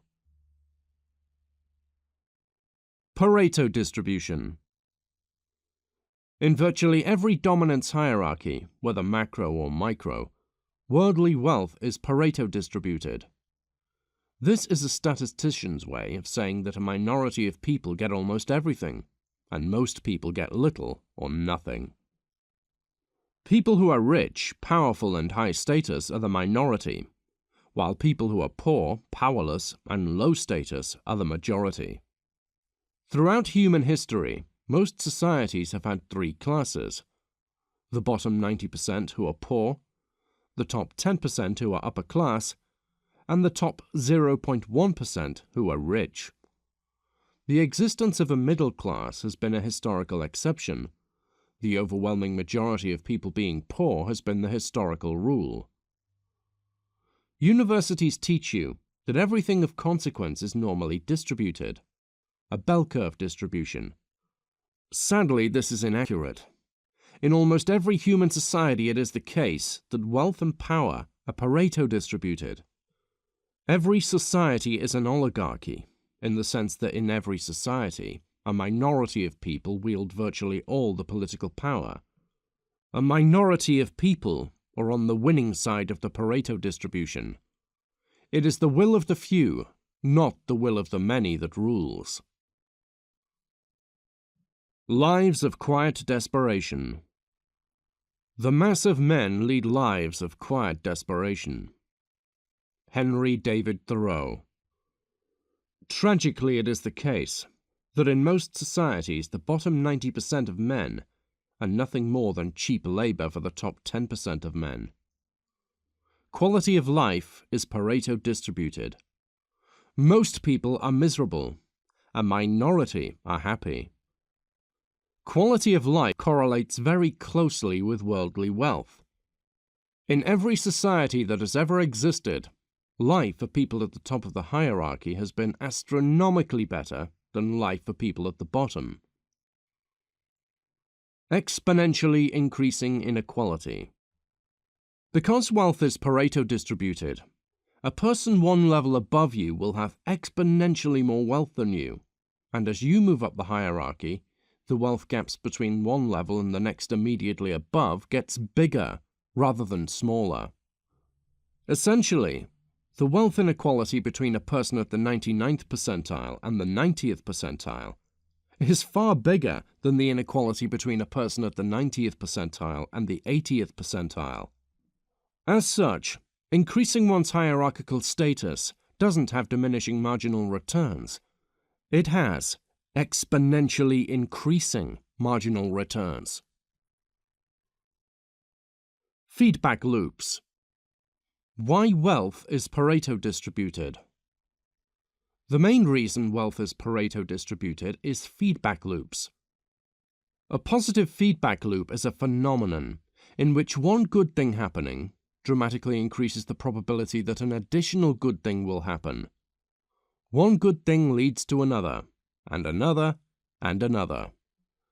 The reason extremely rich people exist is due to a runaway positive feedback loop that took them up in the stratosphere. A negative feedback loop is a phenomenon in which one bad thing happening dramatically increases the probability that an additional bad thing will happen. The reason most poor people never manage to escape poverty is because they are constantly being wrecked by negative feedback loops. Positive feedback loops cause the rich to become richer, while negative feedback loops cause the poor to become poorer, or at least stay trapped in poverty. This inevitably leads to wealth being Pareto distributed. Pyramid structure. An extension of the Pareto distribution is this. Society has a pyramid-shaped hierarchy. Each level has fewer people than the one below it, and more people than the one above it. It has been said that every person on the planet is no more than 6 handshakes away from one another. With a planet of 7 billion people, this claim seems exaggerated. But as you go up in the pyramid of society, it becomes more and more practical that every person at the current level could be within 2 to 3 handshakes of one another. Among the poor there are many. It is impossible to get to know everyone. However, among the rich there are few, and it is very practical to know everyone or almost everyone. If you make it to the top of the profession you work in, you will know every person within your industry. even if you don't know everyone towards the top of your society. Competition heating up. At each level of the pyramid, it becomes exponentially more difficult to break into the next level above. There is the logistical matter of there simply being fewer and fewer open spots available as you move up the pyramid. More importantly, as you go higher up the pyramid, you are dealing with more and more competent competitors. At the bottom level, moving up requires prevailing against people who are both lazy and stupid. However, if you are in the middle, moving up an additional level requires prevailing against people who are both highly motivated and competent. Exploitation, top-down. Rules are written by those in power, for those in power. Every system is rigged in favor of the powerful and against the powerless. Communists refer to the phenomenon of the powerful exploiting the powerless as capitalist exploitation. However, in doing this, communists underestimate how deeply rooted the problem is. Exploitation isn't a consequence of capitalism. It's a consequence of human nature.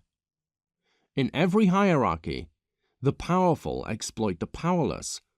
It happens in every society, not just capitalist societies. In some societies, the mechanisms of exploitation are overt and brazen. In others, they are covert and subtle. But the existence of top-down exploitation is universal to every hierarchy. Generally speaking, those towards the top of the hierarchy write rules that ensure they can stay at the top and no one else can rise. The powerful design rules that limit upward mobility rather than rules that enhance it. If you are at the bottom of the hierarchy, the probability you will be able to make it to the top of the hierarchy without breaking any rules is practically zero. Life and death stakes. In every macro hierarchy, one's relative rank is often a matter of life and death, if for no other reason than because the higher you are in the hierarchy, the better your access to medical care will be. If your status is extremely high, then rest assured that if you become ill, you will be given the best medical care available. On the other hand, if your status is low, you will get shoddy medical care with delays, or none at all. For a billionaire, getting cancer means a few unpleasant trips to chemotherapy. For a homeless man, it means being left to die in the streets. In every society, it is the case that some people's lives are considered to be immensely important, while others are considered to be worthless. Being at the pinnacle of the macro hierarchy means having easy access to the best medical care on the planet and having almost zero probability of being sent to do dangerous tasks.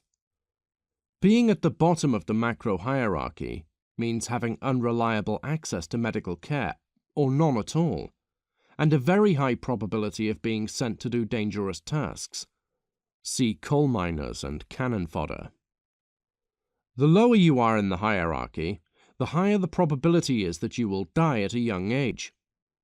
When people are competing for money or for hierarchical position, understand that what they are really fighting over is probability of survival.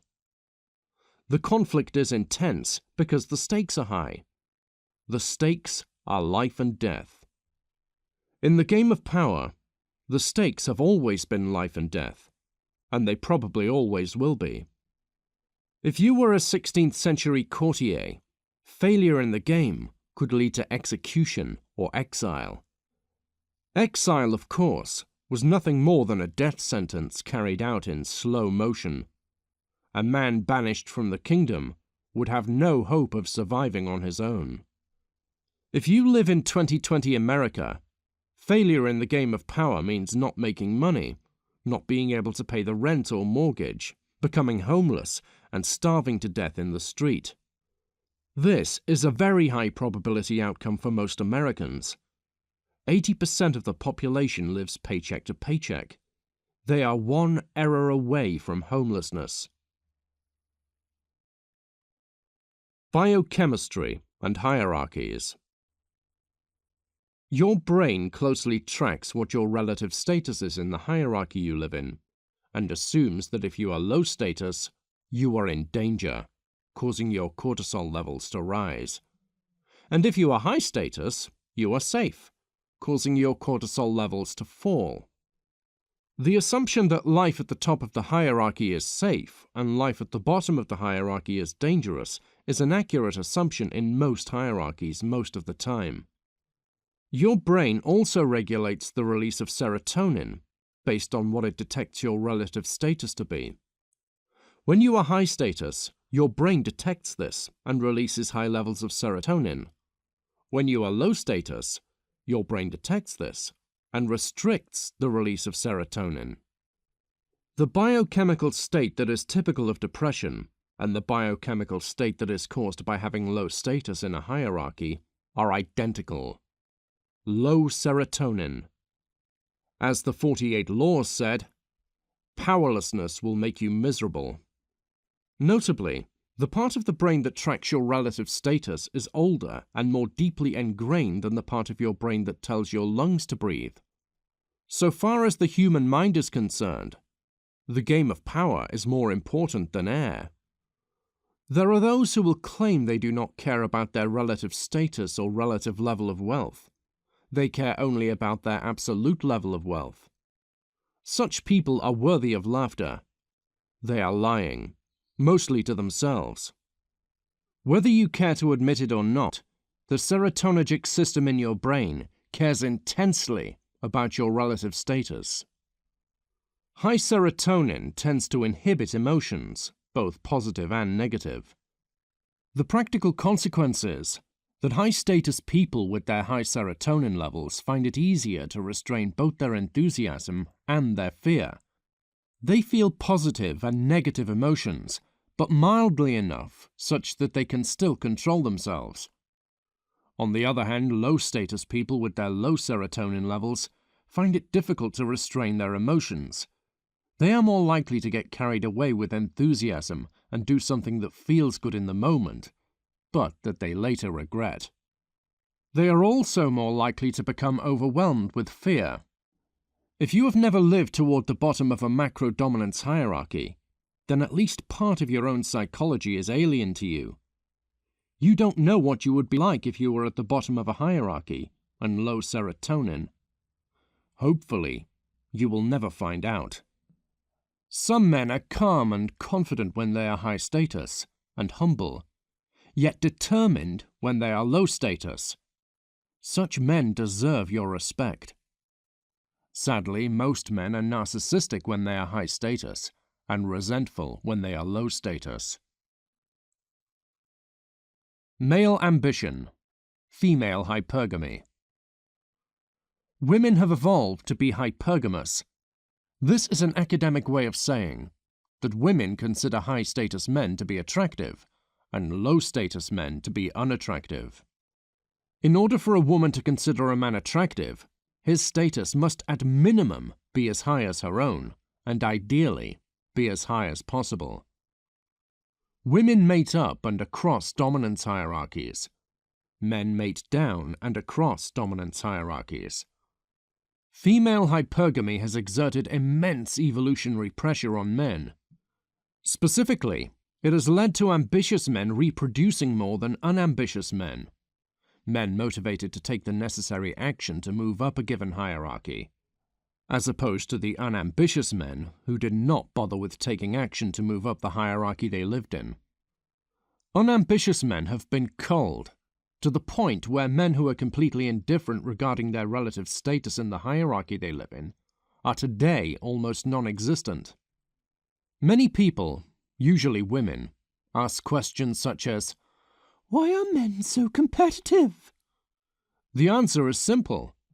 Men are intensely motivated to attain high status relative to other men, because all the men throughout history who didn't bother with taking the necessary action to attain high status remained low status, and were thereby unattractive to women, and were eliminated from the gene pool.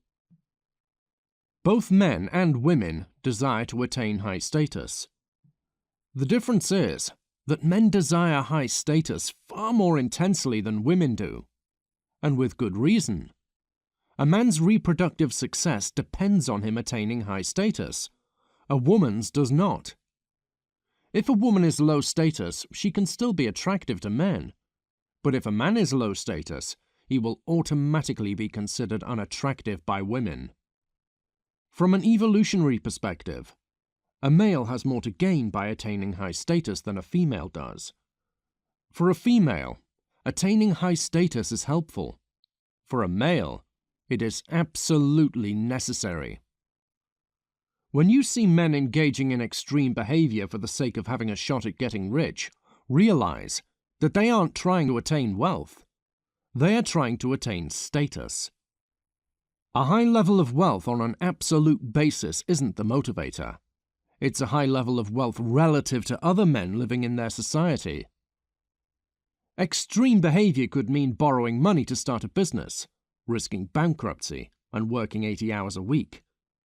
It could also mean risking death in combat for the sake of having a shot at becoming a war hero, a position of immensely high status. It's not about wealth. It's about status and power. Most ambitious men are simple. They just want to win. They don't particularly care how. Whether it's winning high status by becoming a successful banker or lawyer, a successful entrepreneur or a decorated war hero. What matters is that high status is attained, not the specific means by which it is attained. You can manipulate most men into doing just about anything by telling them, do X and it will win you status. Conversely, you can deter them from doing just about anything by telling them, don't do Y because it will cause you to lose status. Obviously, for the sake of persuasion, you shouldn't use language that is so direct. It would seem awkward at best and absurd at worst. However, many rulers throughout history have subtly emphasized some actions as causing one to win status, and others causing one to lose status, as a means of manipulating men into taking or not taking certain actions. The main way armies have recruited young men has always been by telling them something along the lines of, soldier is a high-status position. Join our army and you will win status. Unsatiated ambition and hypergamy. Men are ambitious. Women are hypergamous. Most men are tortured by unsatiated ambition.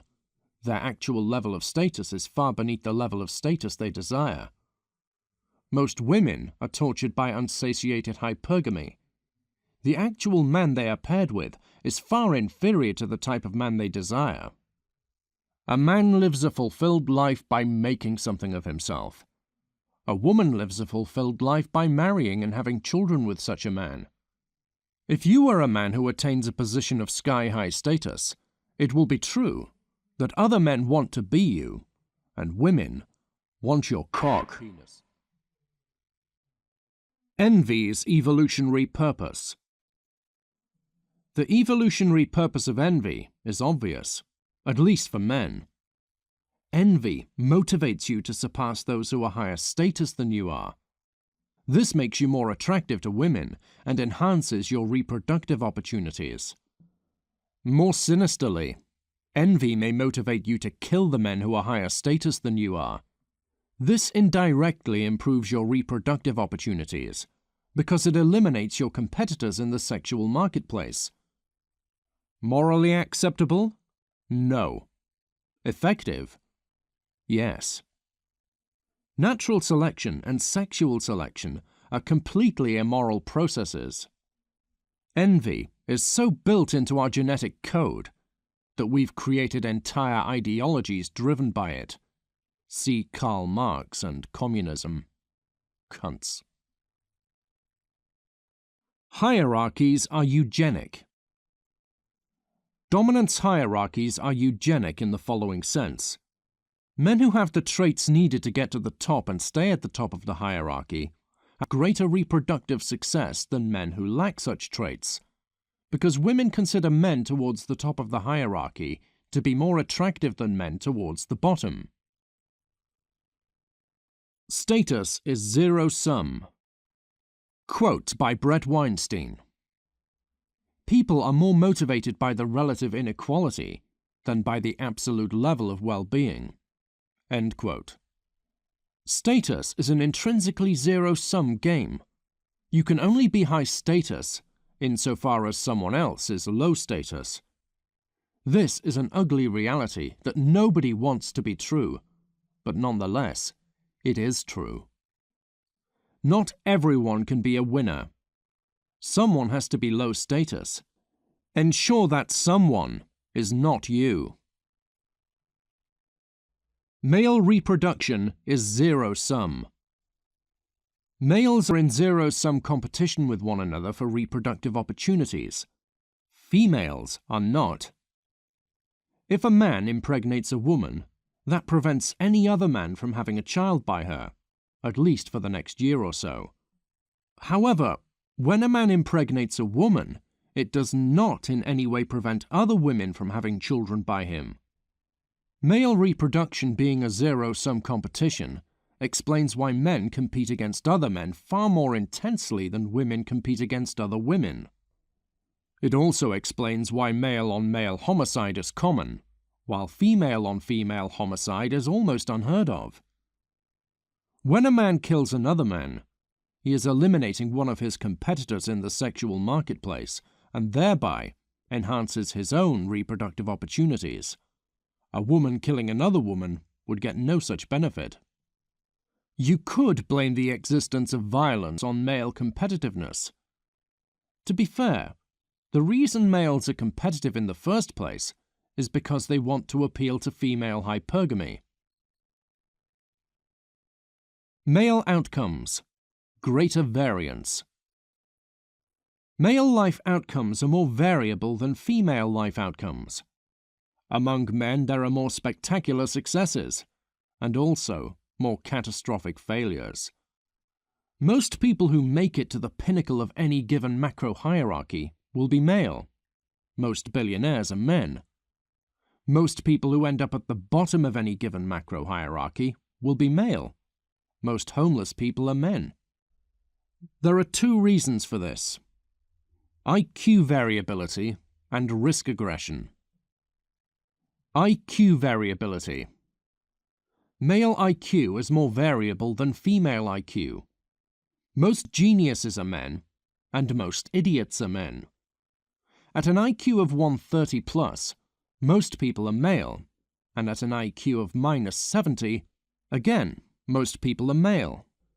In every macro-hierarchy, IQ is a significant driver of success. High IQ smart people tend to rise up the hierarchy, while low IQ dumb people tend to fall down the hierarchy. Male IQ being more variable than female IQ makes it such that most people smart enough to be capable of rising to the top of the hierarchy are men, and also most people dumb enough to fall all the way down the hierarchy are also men. Risk aggression. Men are the more risk aggressive than women, and it seems to be the case that amongst men, those with the highest testosterone levels are the most risk aggressive. Men taking more risks than women leads to there being more spectacular successes among men, and also more catastrophic failures among men. Taking lots of risks dramatically increases the probability of rising to the top of the hierarchy, and also the probability of being thrown down to the bottom. If you are adopting a child and get to choose whether to take a boy or a girl, know this: having a daughter is a low-risk, low-reward bet. Having a son is a high-risk, high-reward bet. Wealth inequality and violence. Many people assume that poverty is what drives violence, but this is incorrect. Inequality is what drives violence. In areas where everyone is poor, violence is rare. In areas where everyone is rich, violence is rare. In areas where some people are very rich and others are very poor, relative to one another, there is endless violence. The Gini coefficient of a given geographic location, city or country, predicts the homicide rate within that geographic location more powerfully than any other variable. Gini coefficients measure economic equality, while homicide rates measure violence. The violence that takes place in high Gini coefficient locations rarely takes the form of poor people banding together killing rich people and stealing their wealth. Yes, such things have happened, see the French Revolution, but they are rare. Usually, the violence takes the form of young men, who are poor, getting into arguments with one another about petty matters, the arguments escalating into fistfights, and the fistfights occasionally ending with one of the young men dead.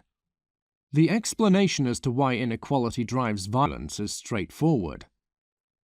As inequality rises, the competition for power intensifies. So far as seizing power is concerned, violence is the nuclear option. The most common trigger for violence is disrespect. A young man who is poor or low status has been insulted, or perceives he has been insulted, and he responds by initiating combat. The emotional circuitry driving such a young man is simple. To be on the losing side of inequality is humiliating. The pain of humiliation can easily be converted into anger, and excessive amounts of anger can drive a person to violence. Inequality erodes social trust. As inequality rises, social trust deteriorates. It is generally the case that societies with high Gini coefficients are low-trust societies, and societies with low Gini coefficients are high-trust societies. The inverse relationship between inequality and social trust does seem to be casual. It seems to be the case that intense inequality causes social trust to deteriorate. Intuitively, this makes sense. When the gap between the richest people and the poorest people is big, maintaining the pretense that we are all in this together becomes impossible. Intense inequality limits upward mobility. As inequality rises, upward mobility becomes more rare. The explanation for this is straightforward. As inequality rises, the distance between one rank in the hierarchy and the one immediately above it gets bigger, and as ranks get farther and farther apart, moving up one rank becomes more difficult. To be clear, even in low Gini coefficient areas where upward mobility is high, upward mobility is still rare. Even in places where rags to riches stories are the most common, they are still outliers. Real-world examples. In a society such as South Africa, where inequality is very intense, Gini coefficient around 60%, you will find that homicide is common, social trust is low, upward mobility is rare, and politics is always 1 inch away from escalating into a civil war. In a society such as Denmark, where inequality is very gentle, Gini coefficient around 20%, you will find that homicide is rare, social trust is high, upward mobility is common, and politics isn't all that serious. Of the effects previously listed, violence, social trust, upward mobility, the one most strongly correlated with inequality is violence, the male-on-male homicide rate. Historical trends. In most societies throughout history, intense levels of inequality, Gini coefficients of 40% plus, have been the rule, while gentle levels of inequality, Gini coefficients of minus 30%, have been the exception. Most societies have no middle class. They only have a minority who are spectacularly rich, with the majority of people being poor. Revolution and political preferences. Left-wing people tend to assume that all inequality is caused by crookedness. The only reason the rich have more wealth than the poor is because they exploit the poor. Right-wing people tend to assume all inequality is caused by merit. The only reason the rich have more wealth than the poor is because they are smarter and harder working. both sides are usually correct to some degree. In every society, crookedness is part of what drives inequality.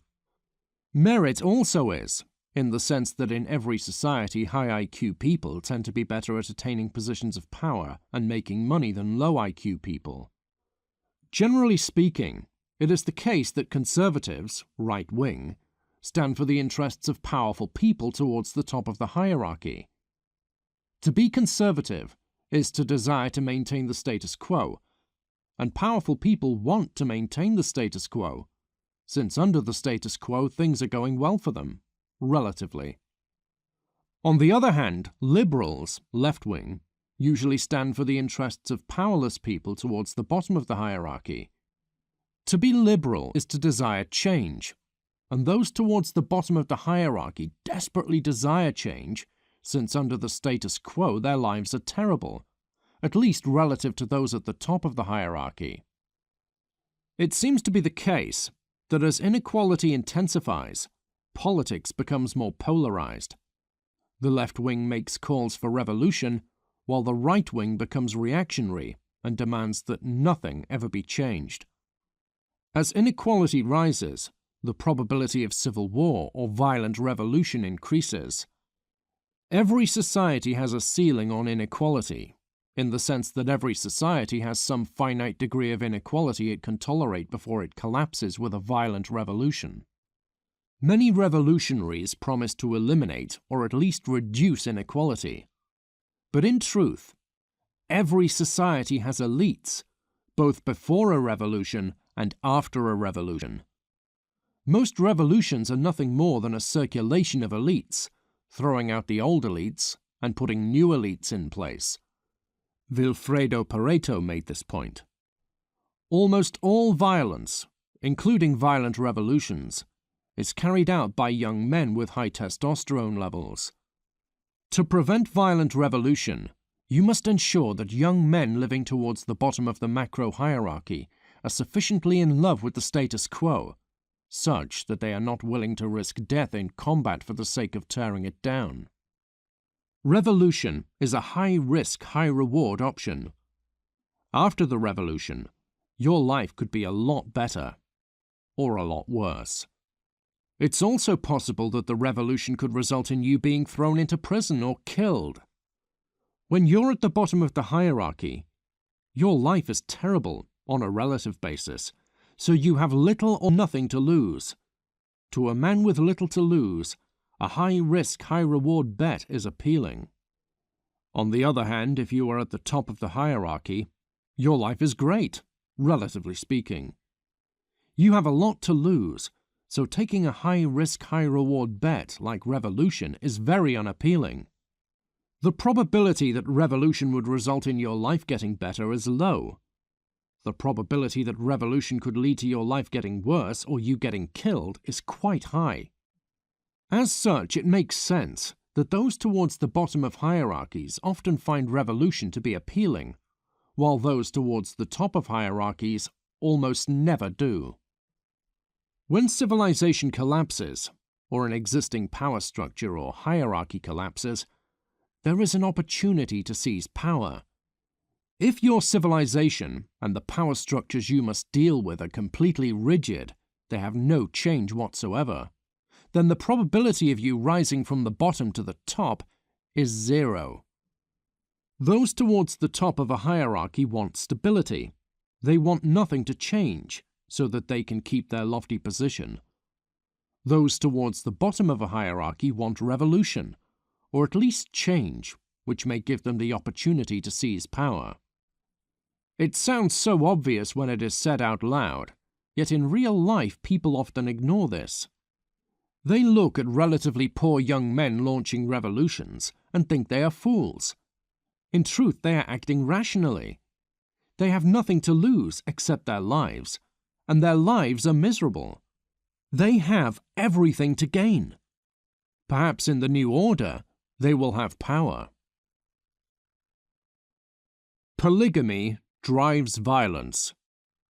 Polygamy is pathological because it leads to a significant percentage of men being involuntarily single, and many of these men become resentful and violent. Western civilization was built on monogamy. One woman for every man. A winner-takes-all game with lopsided mate distribution is not a sustainable civilization model. The contemporary presence of this model is indicative of civilizational decline. The West is on a downswing. End quote. Illimitable man. Among monogamous societies, you will find that some are peaceful and some are violent. Among polygamous societies, all of them are very violent. Just as wealth is Pareto distributed, the romantic success of heterosexual men is Pareto distributed. Women consider a minority of men, the top-tier men, to be extremely attractive, and most men to be unattractive.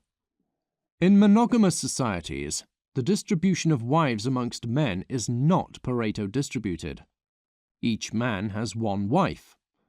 In polygamous societies, the distribution of wives amongst men is Pareto distributed. A minority of men have many wives, an additional minority of men have one wife, and a huge percentage of men, perhaps a majority, have 0 wives. The reason polygamous societies are violent is rather straightforward. The men who have no wives, and who know they probably never will, have been hit with an evolutionary death sentence. 0 reproductive opportunities. These involuntarily single men tend to become resentful about their romantic failure, and since from an evolutionary perspective they have nothing to lose, i.e. 0 reproductive opportunities, many of them turn to violence. For the sake of keeping society stable, banning polygamy is critical. From a legal perspective, this means making polygamy against the law. From a political perspective, it means showing people propaganda that encourages monogamy. Disney movies that make marriage between one man and one woman look normal and desirable. Even in monogamous societies, there will be some percentage of men who end up involuntarily single. No women want them. However, the percentage of men who fall into this category will be far lower in a monogamous society than what it would be in a polygamous society. The most dangerous thing in the universe is a young man with high testosterone levels who is convinced he has nothing to lose. Only Satan knows the thing a man is willing to do when he has nothing to lose. Part of the reason single men are far more likely to engage in violence than married men is this. A wife represents something to lose. If you do something foolish, like impulsively engaging in combat, she might leave you. Economic systems, productivity and inequality. Every economic system increases the total amount of material wealth on an absolute basis, and also increases inequality. When wealth is created, it is distributed inequitably. Free market capitalism is no exception to this. Productivity, or wealth being created, is good, and intensifying inequality is bad, since it drives up the homicide rate. As such, the uncomfortable question is this: what degree of inequality should a society be willing to tolerate for the sake of getting more productivity? Left-wing communists tell you that the correct tolerance for inequality is 0. No inequality should be tolerated at all. Of course, this is pathological, since the only societies that have managed to attain 0 inequality have been societies where everyone has nothing. Fucking idiots. Right-wing libertarians tell you that the correct tolerance for inequality is infinity. The free market should be allowed to create wealth, and there is no degree of inequality that ever qualifies as a problem. This is also pathological, since allowing inequality to become too intense can make a society so violent that it collapses, or is always on the verge of collapse. The ideal civilization.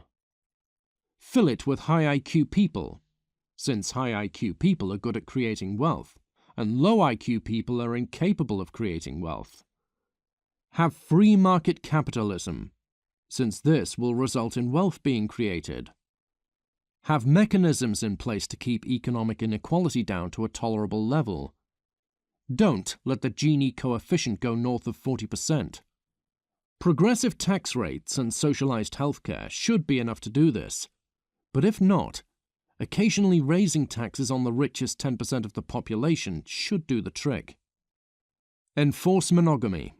Ban polygamy, so that the intrasexual competition amongst men doesn't become too intense. High status halo.